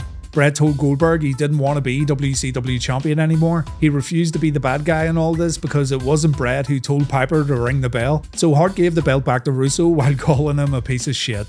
Kevin Nash came out and he ripped into Bret for what he did at Starrcade. Big Sexy said the boys police the boys in this business, and seeing as WCW don't provide benefits, healthcare, dental or retirement for any of their staff, it was up to the boys to look out for one another. Bret Hart did not do that at Starrcade, and so Bret Hart was now the enemy.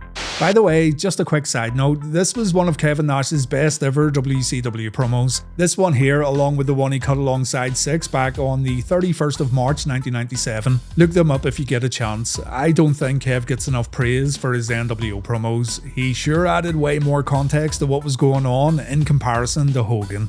Anyway, the powers that be forced Bret and Goldberg into a match later on Nitro. The winner would become the undisputed WCW champion, and it was during this match when the big reveal happened. The Outsiders came down and they attacked Goldberg. They then handed Bret a baseball bat and the Hitman began attacking Bill alongside his new best friends. Jeff Jarrett, a guy who'd been friendly with Hall and Nash on TV leading up to this moment, also came down to the ring, as did Roddy Piper. Piper wanted to stop the beatdown, but he ended up taking a guitar shot, and I'm sorry, I have found a new appreciation for Jeff Jarrett over the past year or so, but Double J being part of the NWO just never sat well with me, so it's a blunder point. I don't know if it's because of his previous gimmicks or just the way he carried himself, I'm not sure, but I just didn't like Jeff being a member of the group. Again, I'm sorry. The NWO soundbite plays over the PA system, silver spray paint gets used to spray the letters NWO on Piper and Goldberg, and there you go, the NWO's back and they're ready for the new millennium. Only Bret Hart, the new faction leader, is seriously injured and he's getting prepared to see doctors back in Calgary. Kevin Nash announces that the band is back together, the same thing he threatened back when he and Hall made their returns back in October. And now the NWO was going to run wild in WCW once again, or at least that was the plan.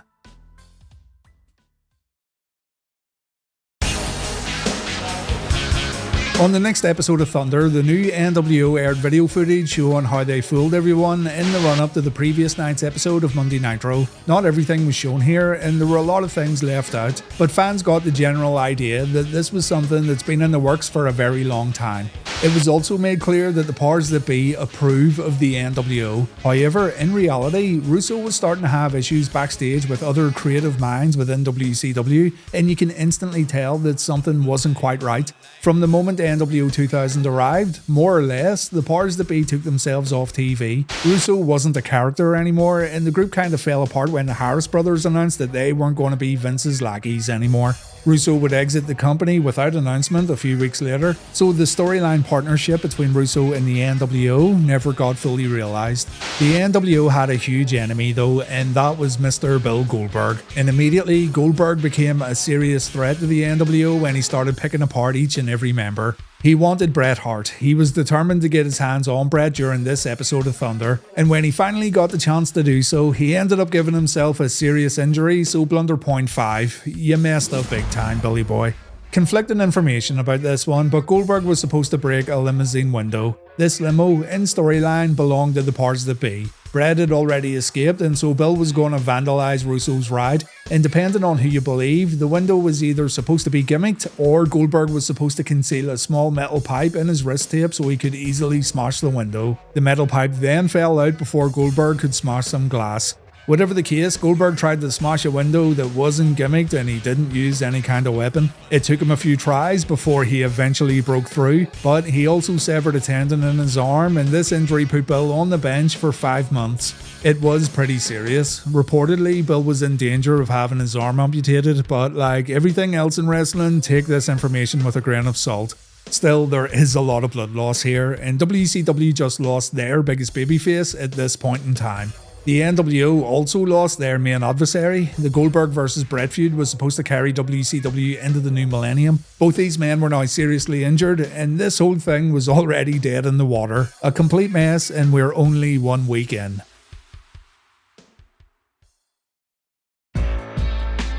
Sid Vicious would become Goldberg's replacement, and this is a blunder point based entirely off of personal opinion, because I don't think Bret Hart and Big Sid worked all that well together. They had a really memorable cage match in the run-up to WrestleMania 13, but be honest, the only thing you remember from that match was The Undertaker and Austin getting involved, along with Bret's promo on Vince McMahon after the bout. I also thought their match at In Your House It's Time was kinda dull, and I'm surprised that others don't talk about how dreary it was, so maybe it's just me. It is a blunder point I'm slightly hesitant to give. Anyway, Sid's now the NWO's main target, and on the final Nitro of '99, the boys decide to cause Sid a little grief by vandalising his rental car. More on this in a moment. Scott Steiner, who'd been out of action with a back injury, announced he was going to retire, and he said his goodbyes to the fans of WCW. But he was interrupted by the New World Order, and Bret Hart made fun of Scott. Hart said Big Papa Pump was never that good anyway, and he told him to keep on rolling, brother, as Nash and Jarrett threw Scott's wheelchair out of the ring.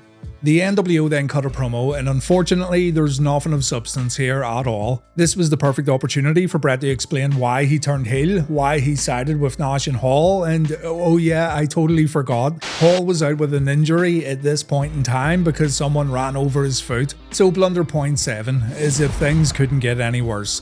But yeah, Bret just ripped into Goldberg and Sid Vicious here really, while Double J attacked a staff member outside the ring. Kevin Nash got more heat than Bret and Jeff just by calling the fans inside the Astrodome a bunch of cowboy pussies. Sid and Chris Benoit showed up in the big man's vandalized car. They clear out the ring, but it's not an NWO member who takes the big bump onto the car. No, it's the powers that be's lackey, Kurt Hennig. At the end of the show, Scott Steiner reveals himself as the latest member of NWO 2000. No blunder point here because his retirement promo earlier on was very convincing. And after Sid gets beaten down, Bret decides to run his car over while driving a monster truck. Sid was apparently inside the car when this happened, so this act of attempted murder would lead to WCW appointing a new commissioner. A new commissioner would surely stop the NWO because, yeah, that's worked out well in the past, hasn't it?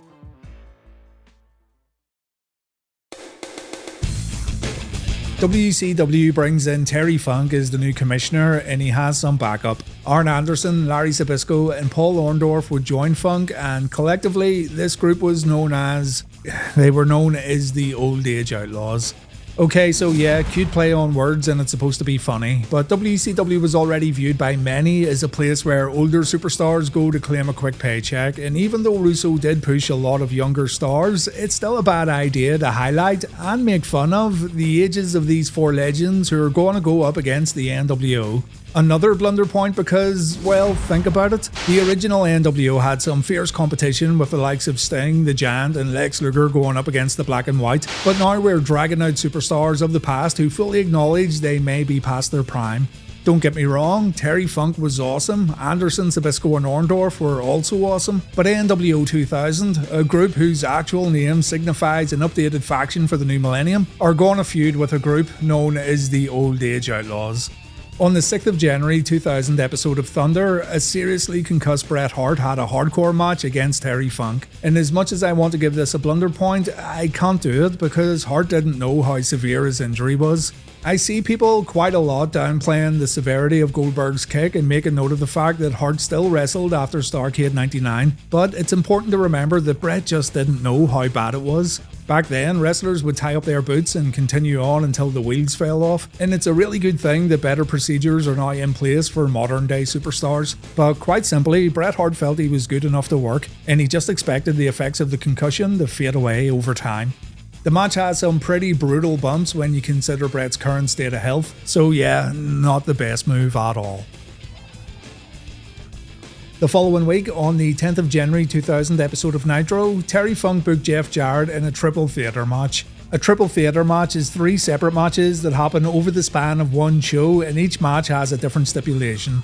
Jeff was facing Chris Benoit. It sold out in a triple theatre, but on this episode of Nitro, Jarrett would face 3 legends while Benoit served as the referee. More on this in a moment.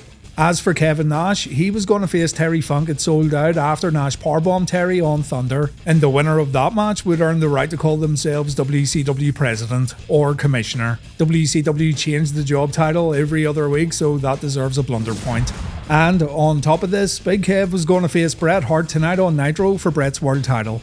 Terry wanted to cause some issues within the NWO, and it appeared to work. Bret and Kev shared words backstage, and they didn't hold back during the Nitro main event. Though in the end, Double A took out Kevin Nash and a cage surrounded Bret just as Sid Vicious made an appearance. Bret took a chokeslam and a powerbomb from Sid as the show faded out, so things weren't looking so good for Bret in the run-up to the pay-per-view.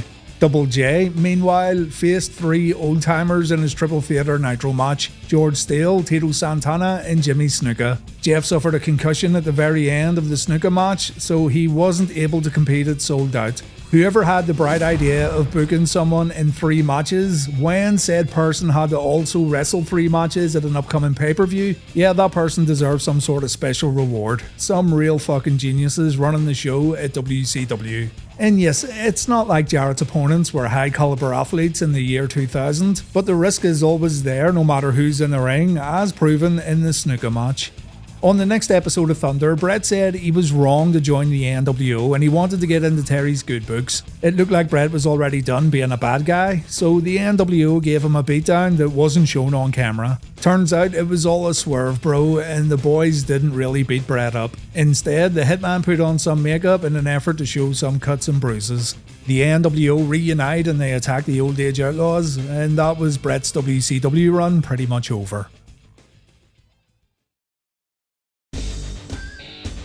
At Sold Out, the commentators announced that both Bret Hart and Jeff Jarrett won't be appearing at the show. The world belt had been vacated, as had the US title, and in the main event, Sid Vicious would face Chris Benoit for the WCW belt, a match that Chris Benoit won.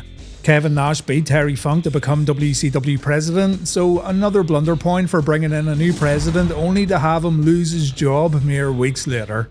Still, this meant that finally, after all these years, the NWO was now in control of World Championship Wrestling, but you really had to remind yourself of this pretty big fact. The NWO's mission since 1996 was to take WCW over, and now they could do whatever they wanted. Why this didn't feel like a big deal is beyond me, but I guess the general enthusiasm for the NWO is now at an all-time low. Reformations, swerves, injuries, WCW being terrible in general, yeah, take your pick really.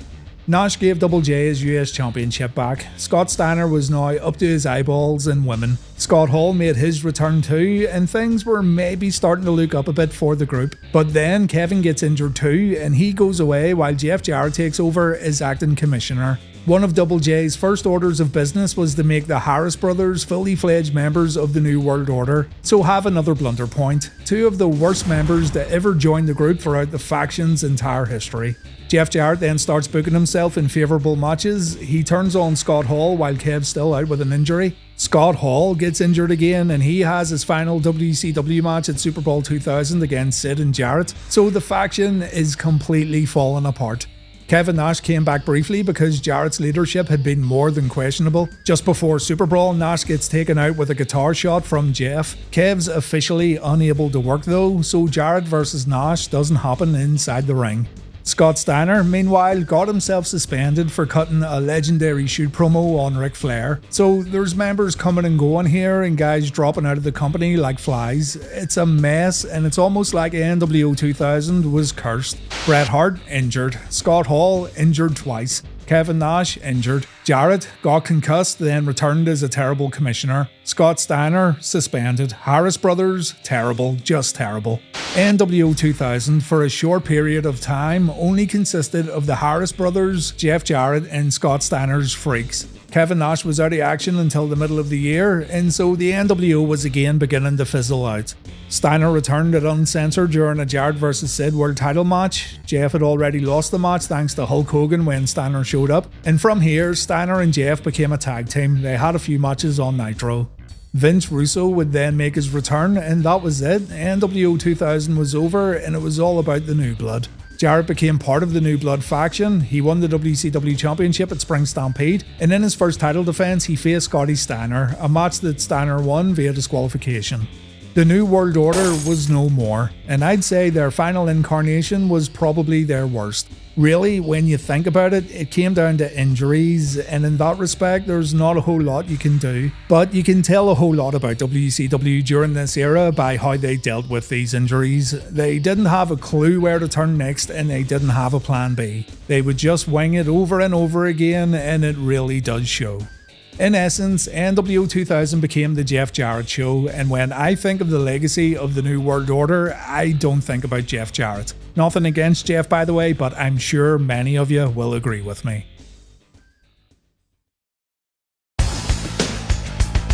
NWO 2000 is 4th on our Blunder leaderboard, and we have only got 2 more episodes before this season wraps up. After Blunder's over, I'll be turning my attention to the WWE and looking at some of their mishaps over the years, so Blunder is nearly over for good, guys. I can't see a 3rd season ever happening.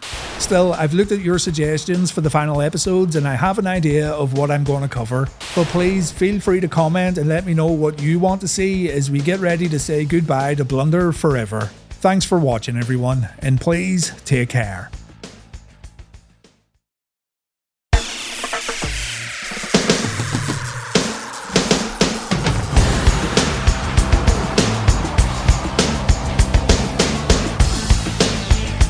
Macho Man Randy Savage is, quite simply, a pro wrestling legend. He helped to mold the pro wrestling we know today, and trust me, it feels a bit wrong putting him in an episode of WCW Blunder. Macho's charisma, character, and mic work was, and still is, truly unmatched. He's a once-in-a-lifetime performer who's still a household name to this very day. But you gotta admit guys, he also had a pretty bad spell in 1999 when he tried to revamp his character. I know some people like the Team Madness version of Macho Man, and I agree that he looked great and the overall idea to switch things up was a good one, but believe me when I say Macho's 1999 run was truly abysmal. I watched it unfold back then, I watched it back again for reliving the war, and this 1999 run from the Macho Man was the worst period throughout his entire career from an in-ring and storyline perspective. Let's jump in and see where it all went wrong.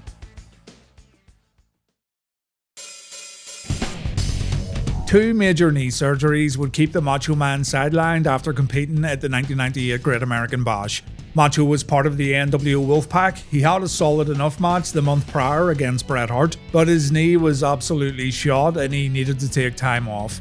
He made one small appearance on the December 28th episode of Monday Nitro where he came out wearing an NWO shirt only to swerve the faction's giant, showing he was apparently no longer aligned with any NWO group. And then we wouldn't see Macho again until April of 1999. It's crazy how much can change within the space of a few months, because when Macho came back, the landscape of WCW was completely different. The NWO was split once again with the Elite and the B team, babyfaces had turned heel and vice versa, and WCW had changed its whole presentation style in a manner that I thought wasn't for the better. Macho's voice was heard on the episode of Nitro just before Spring Stampede 99. He announced he was going to referee a Four Corners World Championship match featuring Diamond Dallas Page, Ric Flair, Hollywood Hogan, and Sting. When Macho walked out at Spring Stampede though, fans quickly noticed that things had changed. He had updated his look, now wearing a new black attire, and he had his hair slicked back. He updated his entrance music, so no more pomp and circumstance and no more NWO music. And he also had a new valet, Gorgeous George, a lady he brought to Nitro with him for that one-off appearance in December. There was something a bit weird seeing Macho getting brought down to the ring with a female valet who wasn't Miss Elizabeth during this era. But the real life relationship between Liz and Randy had ended a long time ago, and Macho wanted to show off his new woman to wrestling fans around the world. She was pretty for sure, and she did have that kind of look that valets of this era tended to have, but I'm sorry guys, she was no Miss Elizabeth. I need to address something right here too before moving on. The Macho Man A&E documentary that aired a few years ago. This documentary went into Randy's relationship with George, and according to George, she and Mach had a seriously turbulent relationship that was fueled on drugs. She hammered home how paranoid and delusional Macho would become. She claimed Macho was recording her home without George's knowledge. So it is something worth keeping in mind as we look at this stage of Randy's career. It also must be said that all the information in the documentary came out long after Randy's passing. The Macho Man wasn't alive to defend himself. Not saying it's right or wrong, and I'm certainly not picking a side in something that, let's face it, we as fans know nothing about except for one side of the story, but it's evident that George and Randy had some bad times along with good times. It should also be noted that many felt the Macho Man documentary was more like a hit piece than an actual balanced look at his pro wrestling career. But you can watch it for yourself and you can be the judge.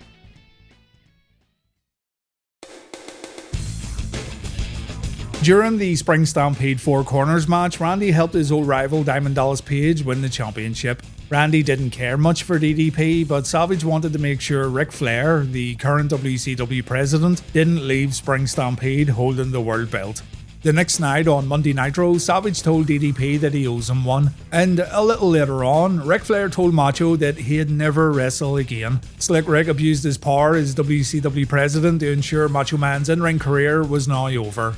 Charles Robinson, being Ric Flair's little personal referee and all, tried to talk down to the Macho Man while also calling Gorgeous George a bimbo. George smacked Charles across the face, this got a crazy pop by the way, and Macho let out a challenge, Macho's girl against Flair's girl. If Gorgeous George could beat Charles Robinson in a one-on-one match, then Randy would get his job back and he'd be allowed to wrestle again. If Charles beat George, then Macho would have to pack his bags and he'd go home. Flair agreed. The match would take place at the next WCW pay-per-view, and later in the show, Macho evened the odds a little when Ric Flair faced Sting one-on-one in the Nitro semi-main event. So far, so good. There's not much you can complain about here, and things were looking up for this new version of the Macho Man. The following week, Flair tried to keep Macho out of the building, but WCW Commissioner Roddy Piper allowed Randy and George to enter the arena. A little later on, Flair was also sent to a mental institute courtesy of the Hot Rod, so Macho was free to run wild, brother, and he introduced Medusa as one of his new valets. At first, Medusa was only joining up with the Macho Man in order to train Gorgeous George for the match against Charles Robinson, but the following week on Nitro, it became clear that she was going to stand in Macho's corner during his matches. As a matter of fact, Macho would have 3 valets, and all 3 combined still couldn't hold a candle to Miss Elizabeth, in my opinion anyway. Macho had his return match on the 26th of April 1999 against Big Papa Pump Scotty Steiner. Yeah, Flair did fire Randy, but Piper allowed him to compete on Nitro, just don't question it. And this is where the blunders begin, ladies and gents. Macho introduced the world of Mona, or Miss Madness, better known as Molly Holly to pro wrestling fans. And so with Gorgeous George, Medusa and Mona now in his corner, you might have thought Macho was overcompensating for something. Blunder point 1 for a terrible semi-main event right here that consisted of one single lockup and nothing else. Dirty referee Charles Robinson disqualified Macho after Scotty pushed Randy into the referee. And yes, I understand Robinson getting heat and we all know why this was done, but putting it in a heavily advertised semi-main event spot isn't the way to go. Fans were eager to see Macho's in-ring return and fans didn't get to see it, so I've no choice but to award a blunder point here. Medusa ended up attacking Charles after the match. The referee got stripped down to his boxer shorts. This is the first time Macho stood in the ring with his 3 valets, and together this squad was known as Team Madness. The general concept of Team Madness, to me, just wasn't very good. George, we understood, was Macho's new woman. Medusa was here to initially train George for a match on pay-per-view. And Mona was just, well, Miss Madness. Nothing more, nothing less. Nothing was really explained about her. You know what, actually? Blunder point 2 for Miss Madness. The more I think about Mona's character, the more I'm confused about it. Charles Robinson faces Gorgeous George at Slamboree 99, and I'm not joking when I say this was a highlight of the whole pay-per-view. You go into it expecting a goofy WCW comedy match, and it's really thanks to the work Charles Robinson put into his little Nate character that this one came off as entertaining as it did. Credit to George too, for an absolute rookie having her first match against a referee with incredibly limited training. She still did pretty alright for herself. And because George won the match, the Macho Man was reinstated as a full-time WCW wrestler. Savage teamed up with Medusa on the 17th of May 1999 episode of Nitro to face Ric Flair and Charles Robinson, a match that fans in Cedar Rapids enjoyed quite a lot. Someone who didn't enjoy the match though was Charles Robinson, because the elbow drop he took from the Macho Man would result in a collapsed lung and several cracked vertebrae for Lil Nate. I can only imagine how many elbow drops the Macho Man delivered over his career, and I don't know how this one managed to do so much damage, but Charles got benched for a little while following this tag team match. Immediately after the bout, during a promo featuring Eric Bischoff and Roddy Piper, Macho turned to the dark side and he reverted back to a heel. Kevin Nash had beaten DDP for the world title, and seeing as Randy was waiting for DDP to offer him a title opportunity after the little assist he gave him back at Spring Stampede, Randy felt it was only right that he got a match against Kevin Nash for the world championship. When Roddy Piper pushed back on this, Gorgeous George attacked him from behind, and Kevin Nash came out to back up the Hot Rod. I'm giving this a blunder point because no one wanted to boo Randy Savage, and I'm also giving it the blunder point because this began one of, if not the worst main event storylines WCW produced during all of 1999. The Kevin Nash vs Randy Savage rivalry was truly abysmal, and it didn't produce a single good match. As a matter of fact, every match was bad, and that's because of 2 things. 1, Randy's knee surgeries left him a shell of his former self when it came to competing in the ring. It's simply a harsh truth that I know many fans won't want to accept, but it's just the way it is. In 2, Kevin Nash was limited in the ring. This isn't a knock on Kevin, Big Sexy knows his range wasn't all that wide, but when you mix in Nash's ring style along with Randy not being the Macho Man of old, then it's going to result in bad matches. To solidify the heel turn, Macho interfered in a DDP vs Nash title match at the end of Nitro, and to humiliate Big Kev, Randy smeared lipstick all over the world champion's face. This got one fan in particular all riled up as he decided to jump the guardrail and try to attack the Macho Man, and yeah, that didn't work out too well. The following week, Roddy Piper called Randy out, but instead he got Medusa, Mona and George. Blunder point 5 for Medusa looking so ridiculous here, the absolute state of it. The ladies told Piper that Macho isn't here tonight because he's away getting honoured somewhere, but this was just a ploy so Randy could sneak attack Kevin Nash a little later on. Macho once again covered Kevin's face in lipstick, so it was now up to Kev to get some revenge the following week on Nitro. The Houston Astrodome hosted the May 31st episode of Nitro. Randy Savage vs Kevin Nash was made official for the upcoming Great American Bash pay-per-view, and all Macho had on his mind was humiliation. With Nash getting lipstick smeared across his face 2 weeks in a row, it was clear that Randy thought Kevin was nothing more than a big old girl posing as a pro wrestling champion. So 2 weeks before the two were set to clash on pay-per-view, Randy had some dude cosplay as Kevin Nash, cosplaying as a woman. Blunder point 6 because the whole promo went down like a lead balloon. The crowd didn't care and it drew no heat whatsoever. Randy announced that this was Kevin coming out of the closet right here. A match then took place between the two, and for some reason Randy decided he couldn't beat Nash's doppelganger all alone, so he had to get Medusa, Mona and Gorgeous George to help him. To be fair, Mona's Hurricane Rana looked pretty good though. Randy delivered an elbow drop, he took the replica world title away from Kevina, and the guy looked legitimately lost as Team Madness celebrate their little victory after the beatdown. A miserable piece of WCW TV here, and look, it's not the premise of the whole thing that's so bad, it's the fact that it got zero reaction from the audience, and it's kinda sad seeing Macho Man get involved in something that turned out so terrible. This isn't what the Macho Man was all about. Later in the evening, Team Madness got inside their limousine, and in order to get revenge, Nash dumped sewage into the limo through the sunroof. And Medusa must have been very hesitant to take part in this little bit, seeing as she wore a full bodysuit when getting inside the vehicle. I'm a bit torn here about giving this a blunder point, but I'm not going to. It was all pretty elaborate, and I'm sure it cost WCW a small fortune to set up. So Kevin Nash gets the last laugh on this week's episode of Nitro, and the following week he thought he got one up on Macho again when he set Randy up. Savage, wearing a bright pink furry jacket and looking like some sort of insane biker pimp or something, wanted to lure Big Sexy into the ring so he could dump a bucket of wet shit all over him. But Nash was 2 steps ahead and he planted a very flexible lady in a gym bag placed in the ring. Once again, the Macho Man got a little dirty on Nitro, and at this point the Macho Man's looking like a chump just 1 week before the pay-per-view encounter. But then, oh no, it's the infamous White Hummer. For some stupid reason, Kevin Nash thought Medusa, Mona and George had randomly turned on the Macho Man. They wanted nothing to do with Randy and they were now all about Big Sexy. Blunder point 7 for Nash being so ridiculously naive.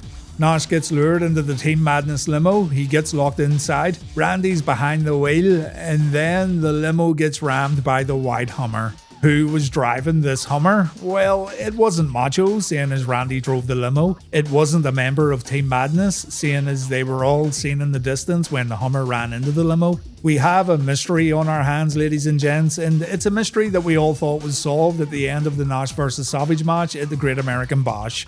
The pay-per-view arrives, and as mentioned earlier, the match Savage and Nash had here was bad, nothing more to say. It was clear that Macho paid a heavy price when getting those knee surgeries because Randy just didn't really perform wrestling moves anymore. He could throw punches, he could brawl, he could still get just enough heat to get him through the match, but the Macho Man was a completely different performer now, and it wasn't for the better. Again, you can't really be negative here because the guy paid his dues and he was in the midst of his final run, but you can certainly be negative towards WCW actually booking this as a main event match, knowing full well that Randy couldn't compete at a high level anymore. Savage sure as hell wasn't going to tell everyone he couldn't go, so it was up to the higher ups to make the call, and well, they didn't. Blunder point 8 for putting on a terrible main event match. I mean, the best move of the match came from Mona, who performed a missile dropkick on Nash.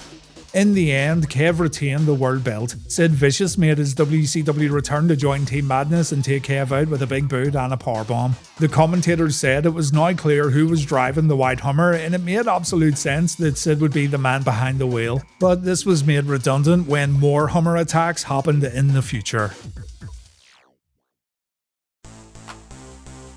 The Kevin Nash vs Randy Savage rivalry was unfortunately not over yet. Even after the stinker they put on at the Great American Bash, WCW felt this feud should continue on. Do keep in mind too that Kevin Nash was on the creative team during this time period. Take from that what you will. A rematch was booked for the following episode of Nitro, and it ended the exact same way as the pay-per-view match. Sid interfered and the match got thrown out. Blunder .9 for wasting everyone's time. What was different though was Sting coming out to back up Nash, and the Stinger would play a part in this rivalry as we move forward. Earlier in the evening, Sting came out of a Hummer before delivering a beatdown to Rick Steiner, and this made Nash think that Sting could have been the one behind the wheel the previous week on Nitro. Just one giant problem. Sting came out of a black Hummer. I want to give it a blunder point for inconsistency, but maybe it was intentional, who knows.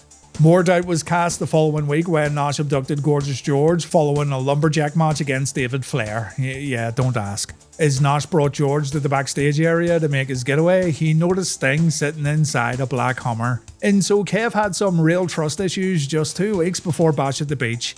At the pay-per-view, a tag team main event was booked that would see Kev defend his world title. Yeah, I know, don't you just hate singles championships getting defended in tag matches?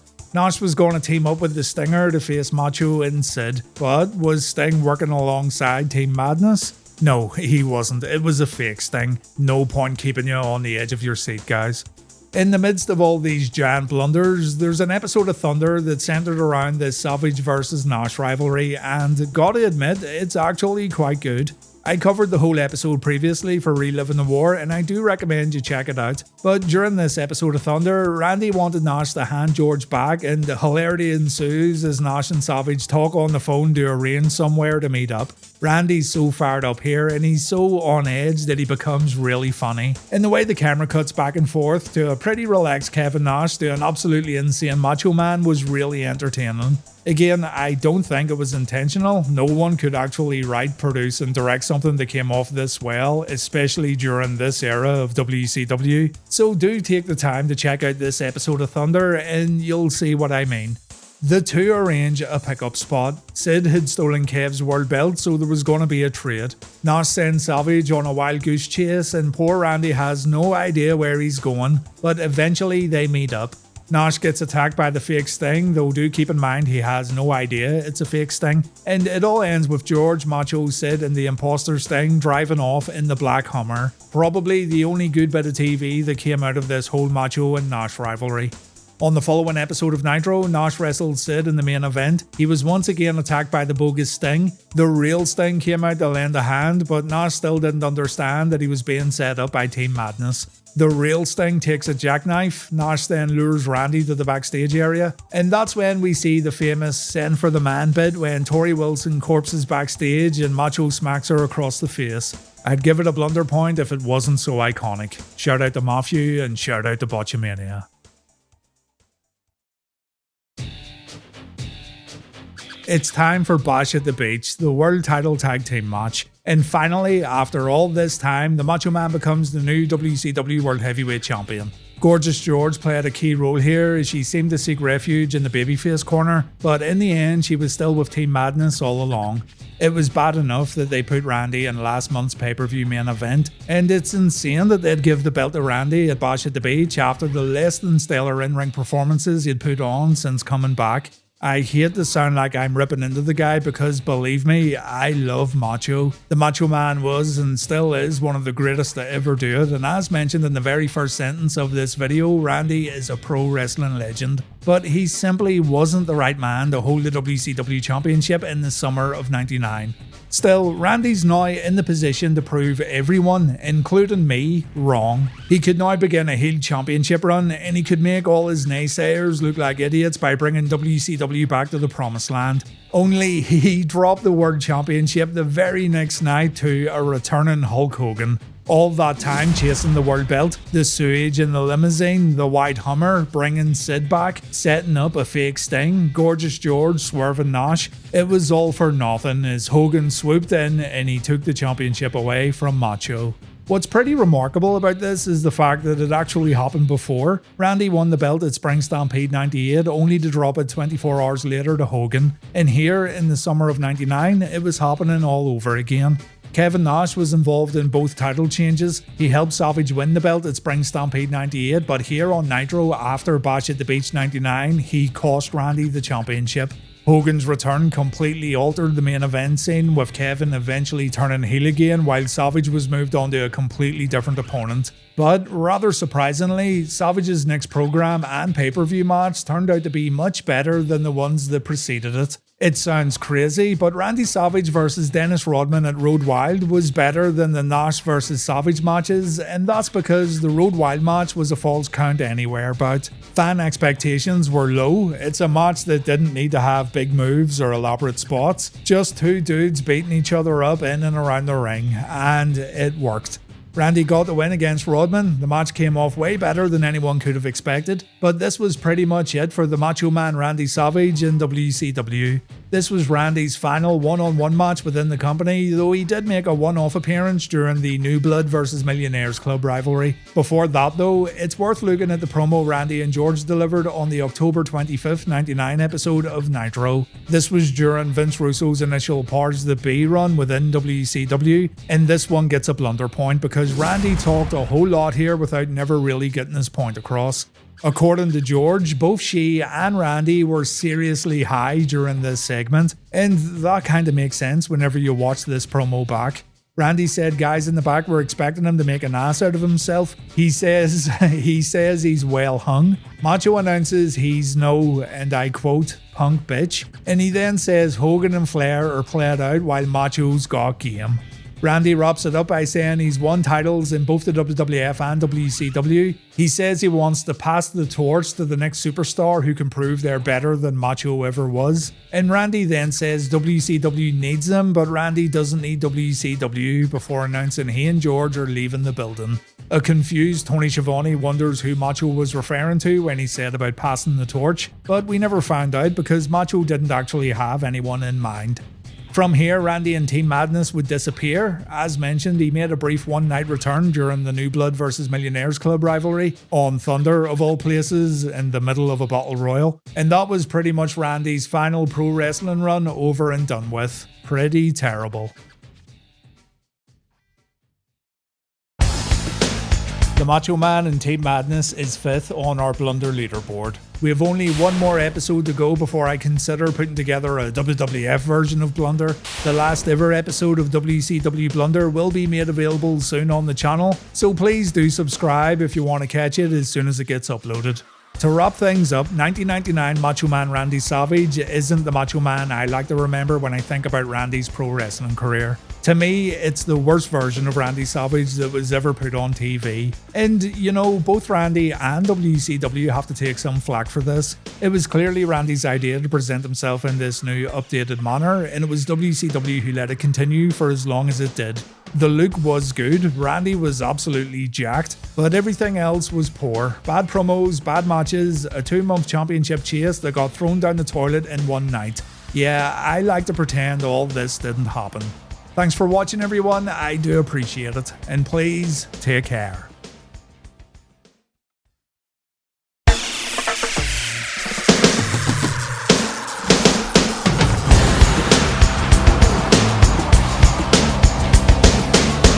following announcement has been paid for by the New World Order. The New World Order was groundbreaking. The faction and storyline not only kickstarted WCW's dominance over the WWF, but it also forced the WWF to change how they conducted their own business, creating a long domino effect that changed the entire wrestling world as a whole. That mid-1996 to early 1998 NWO run was special without a doubt, and I'll forever hold a soft spot for the group of outlaws who claimed they were just too sweet. But you'd be a fool to think it was all sunshine and rainbows. The NWO concept was fantastic. The group had some really memorable moments that I want to dig into in a future video, but they had a lot of bad moments too. On top of this, some of the folks who wore the famous NWO shirt just didn't fit the group, or their time within the group was very forgettable. And in the final episode of WCW Blunder, I'll be taking a look at what I consider some of the worst moments, members and matches of the New World Order. As mentioned, I do want to balance this out soon by looking at the best moments from the faction, so don't think I'm hating here. But this is WCW Blunder after all, and I thought it would be quite fitting to look at some questionable stuff that came out of one of the company's greatest ideas.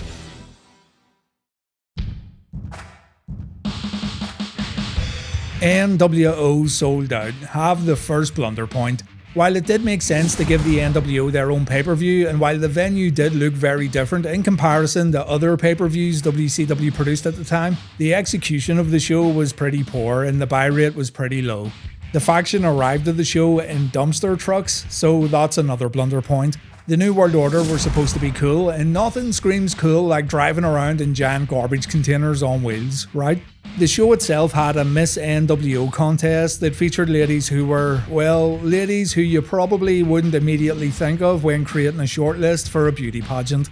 Eric Bischoff said this was supposed to be funny, but you end up feeling bad for the participants and the fans who had to endure this nonsense within the arena. A good match did come out of the show, however, that being Syxx vs Eddie Guerrero, but the rest of the show was totally forgettable. I do like the entrance setup and the camera work during the entrances. I like the NWO ring and how the show itself does feel like a WCW alternative, but it's not a good show, and the idea for future NWO exclusive pay-per-views were quickly scrapped. Later in the year, the NWO shifted their focus from pay-per-view to Monday Nitro. The group successfully took over WCW's flagship show on the 22nd of December 1997, and again, the presentation was good. The faction even went through the trouble of creating a brand new intro for NWO Nitro, and they had their own graphics during superstar entrances. The problem here though is that the takeover happened in the middle of the show and viewers had to endure the whole stage being changed and the production crew getting orders from members of the faction. This went on and on and on for so long that viewers decided fuck this and they switched over to WWF Raw. The whole changeover went for 12 minutes, which understandably doesn't sound like very long, but when watching a wrestling show this can and does feel like an absolute lifetime. And what's more, the changeover gets followed by a 10-minute NWO promo. When it was finally time to see some action in the ring, Scott Norton vs Rick Steiner was given 3 minutes before the inevitable DQ finish due to interference. One more blunder came out of the first and only NWO Nitro, the ending with Hulk Hogan pulling his own head out of a gift box. Again, the idea isn't a bad one, and Sting playing these kind of mind games against Hogan just before their big clash at Starrcade was pretty great, but it's the way Hogan reacts that always makes me laugh. He's so over the top and he acts so corny when seeing what should have been this terrible, horrific present. Let's take a look at members of the group who weren't all that good for different reasons. We'll look at more crappy members a bit later on just to split the video up a little. VK Wall Street, or M Wall Street, the former Irwin R. Shyster. This fella served absolutely no purpose in the NWO and he only helped reinforce this notion fans had that the NWO was a group for washed up former WWF stars. Mike was a good wrestler, but during this particular stint he had in WCW, he had no direction at all. And this is something we witnessed before, during and after his association with the NWO. He wasn't in the faction for very long. He was eventually forced out by J.J. Dillon due to his NWO contract being null and void. Yeah, at one point NWO members had kayfabe contracts within the faction. After being kicked out of the group, Wall Street began this weird anti-WCW campaign where he would wear shirts showing his displeasure with the company. It's like he wanted to be NWO, but he wasn't allowed to, so he just became a WCW hater. Big Bubba Rogers was another pretty poor member of the original NWO whose time within the group was very brief. On an episode of Nitro, he got knocked out backstage and soon afterwards Eric Bischoff kicked him out of the faction. This didn't do anything for Big Bubba when you take into consideration that the NWO were pretty much recruiting anyone who wanted to join up. Being kicked out of a faction that was so easy to join wasn't the best look for the former Big Boss Man. When Bubba came back, he began using his real name. He vowed to get revenge against the NWO while forming an alliance with Rick Steiner and Scott Steiner, and it all pretty much went nowhere. Now, I debated if I should really include this next guy, but yeah, I had to. Because Vincent was the first member of the NWO who really felt like he didn't belong. He was the group's first true lower mid-card performer, and he unfortunately devalued the group during those crucial early days of the faction's existence. The reason why I debated on this so much was because Vincent did serve a purpose. He was used to take bumps for the NWO while the bigger names got out of harm's way. In that respect, Vincent played his role really well, but really, his addition to the group made people realise that pretty much anyone could join the NWO, and it made the faction seem less exclusive and less elite. It's been talked about to death. It's a subject that actually bores me at this point, and I'm absolutely tired of hearing about it. But I know some of you guys would think I've overlooked it or forgotten about it if I didn't bring it up here. So yeah, the finger poke of doom from the January 4th, 1999 episode of Monday Nitro. Folks like to believe it was the death of WCW. I wholeheartedly disagree, and you fine and well educated viewers who watch Reliving the War every week would know WCW had way bigger issues than this little stunt on Nitro. But I do agree that switching the world belt in this manner was a shitty thing to do, especially after Nash won the championship after ending Bill Goldberg's undefeated streak at Starrcade a few weeks prior. From here, we get the NWO Elite, an amalgamation of sorts featuring members of the NWO Wolfpack and NWO Hollywood. This is all fine and dandy, but what about those other NWO members who didn't make the cut?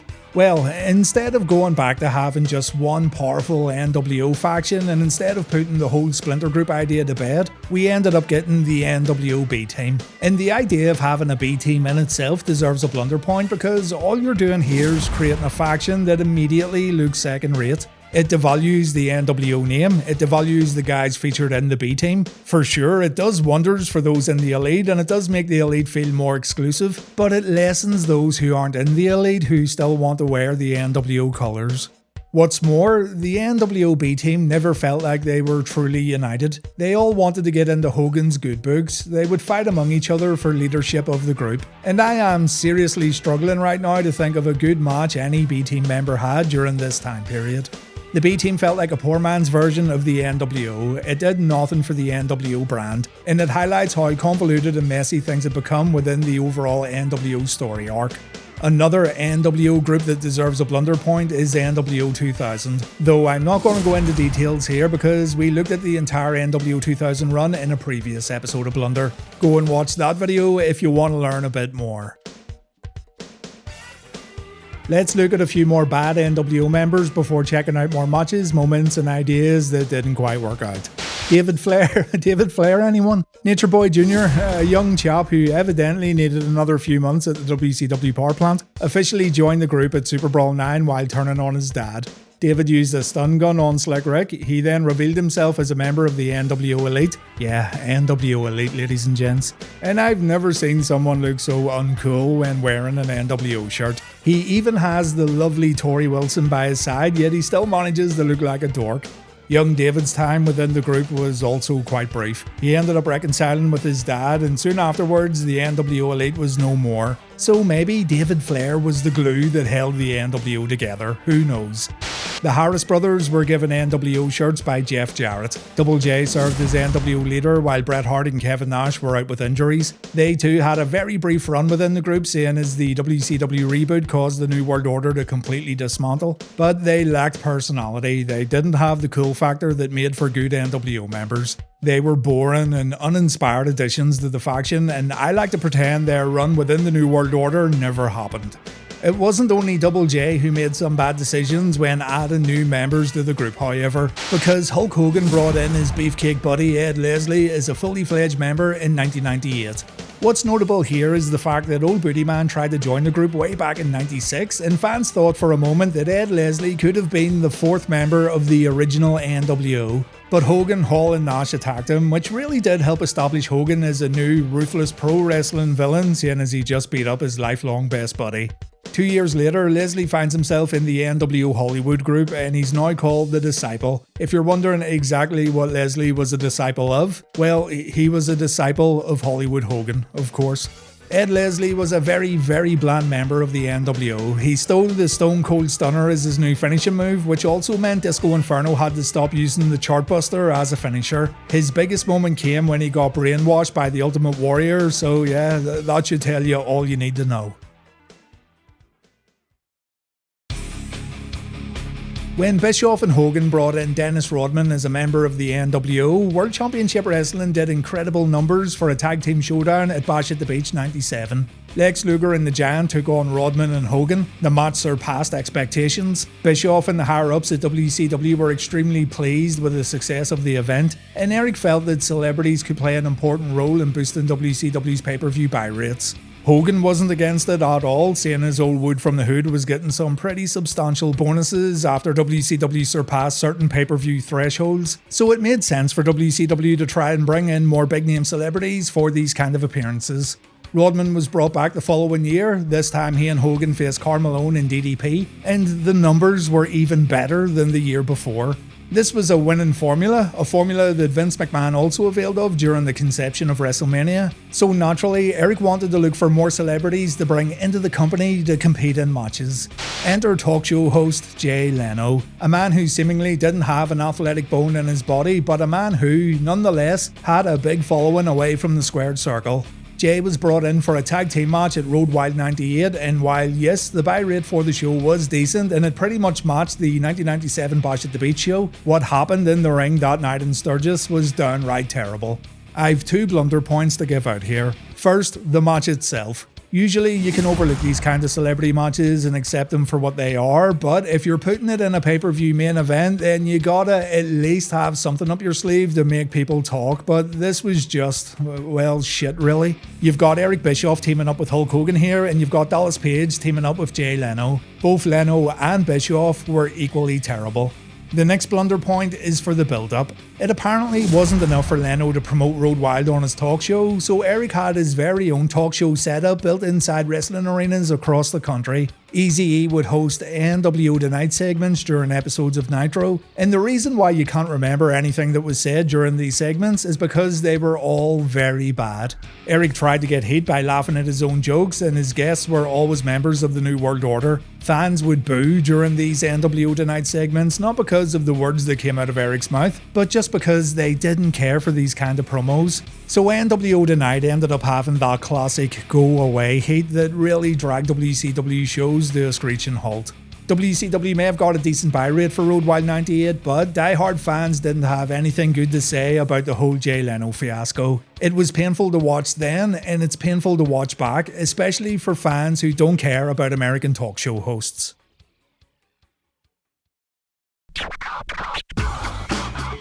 When I think about members of the NWO who were underachievers, one name always sticks out: Buff Bagwell. While no one's going to call Bagwell a ring technician, and while he did have some personal issues going on during his time in WCW, Bagwell definitely had the look and he had the character. As a matter of fact, his character alone completely made up for his in-ring work. Cocky and arrogant pro wrestling gimmicks were nothing new. Actually, the whole ladies man, self-absorbed gimmick is one of the oldest and easiest pro wrestling gimmicks of all time. But Buff managed to put his own spin on it by doing things like frequently talking to the cameras, stopping matches multiple times so he could pull off his signature pose, and laughing at his opponents due to their inferior looks. As a heel, Bagwell got over, and when he suffered a serious injury during an episode of Thunder, many people, including Buff, thought his career was legitimately done. Bagwell came out to Nitro in a wheelchair where he cut a heartfelt promo regarding his injury and the uncertainty surrounding his future. Fans in the arena went crazy for Buff here, and it was actually quite shocking to see Buff get such a great and warm response from fans in Atlanta. The following week, Hulk Hogan said Buff couldn't cut it in the NWO. He was mocked and pushed off his wheelchair. So now WCW had an incredible opportunity to create a new babyface star who already passed the litmus test regarding fan popularity. Audiences wanted to cheer for Buff, and WCW needed more babyfaces during these days of the WCW vs NWO rivalry. Instead of taking a gamble, which already had good odds, WCW instead had Buff pull a swerve and he remained in the group. The reveal happened when he helped Scott Steiner attack Rick Steiner, and this will always stick out to me as a wasted opportunity. Maybe Bagwell wouldn't have worked as a babyface, maybe the higher-ups knew Buff didn't have the right attitude, but in my opinion, it was worth a shot, and even if it didn't work out, he could have rejoined the NWO at a later date. I mean, it's not like NWO members couldn't rejoin after spending some time fighting for the other side. Which brings us to our next blunder point, that being the Giant and his relationship with the New World Order. Here's a man who seemed to suffer from short-term memory loss because, well, let's look at his history with the group. He represented WCW when he lost the World Championship to Hulk Hogan at Hog Wild 96. 3 weeks later, he joined the NWO because he wanted that big Hollywood Hogan money. He then won the 1996 World War III match, which granted him a title shot against Hogan, but because the Giant asked so nicely for his match, he ended up getting kicked out of the group in late December.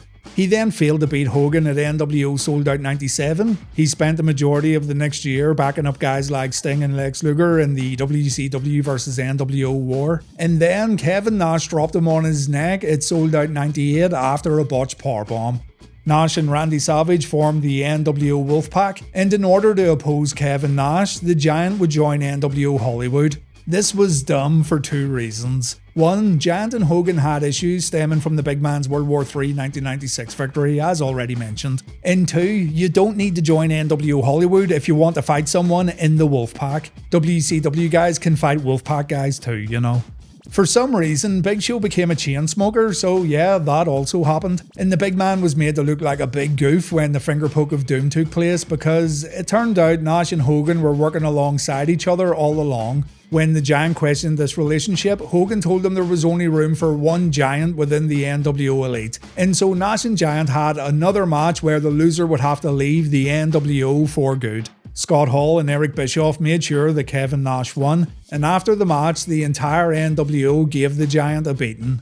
Giant then legitimately complained about his poor salary to Eric Bischoff. He was making a lot less than the other guys he was working with. Eric wouldn't give him a raise, so Giant let his contract expire before heading to the WWF.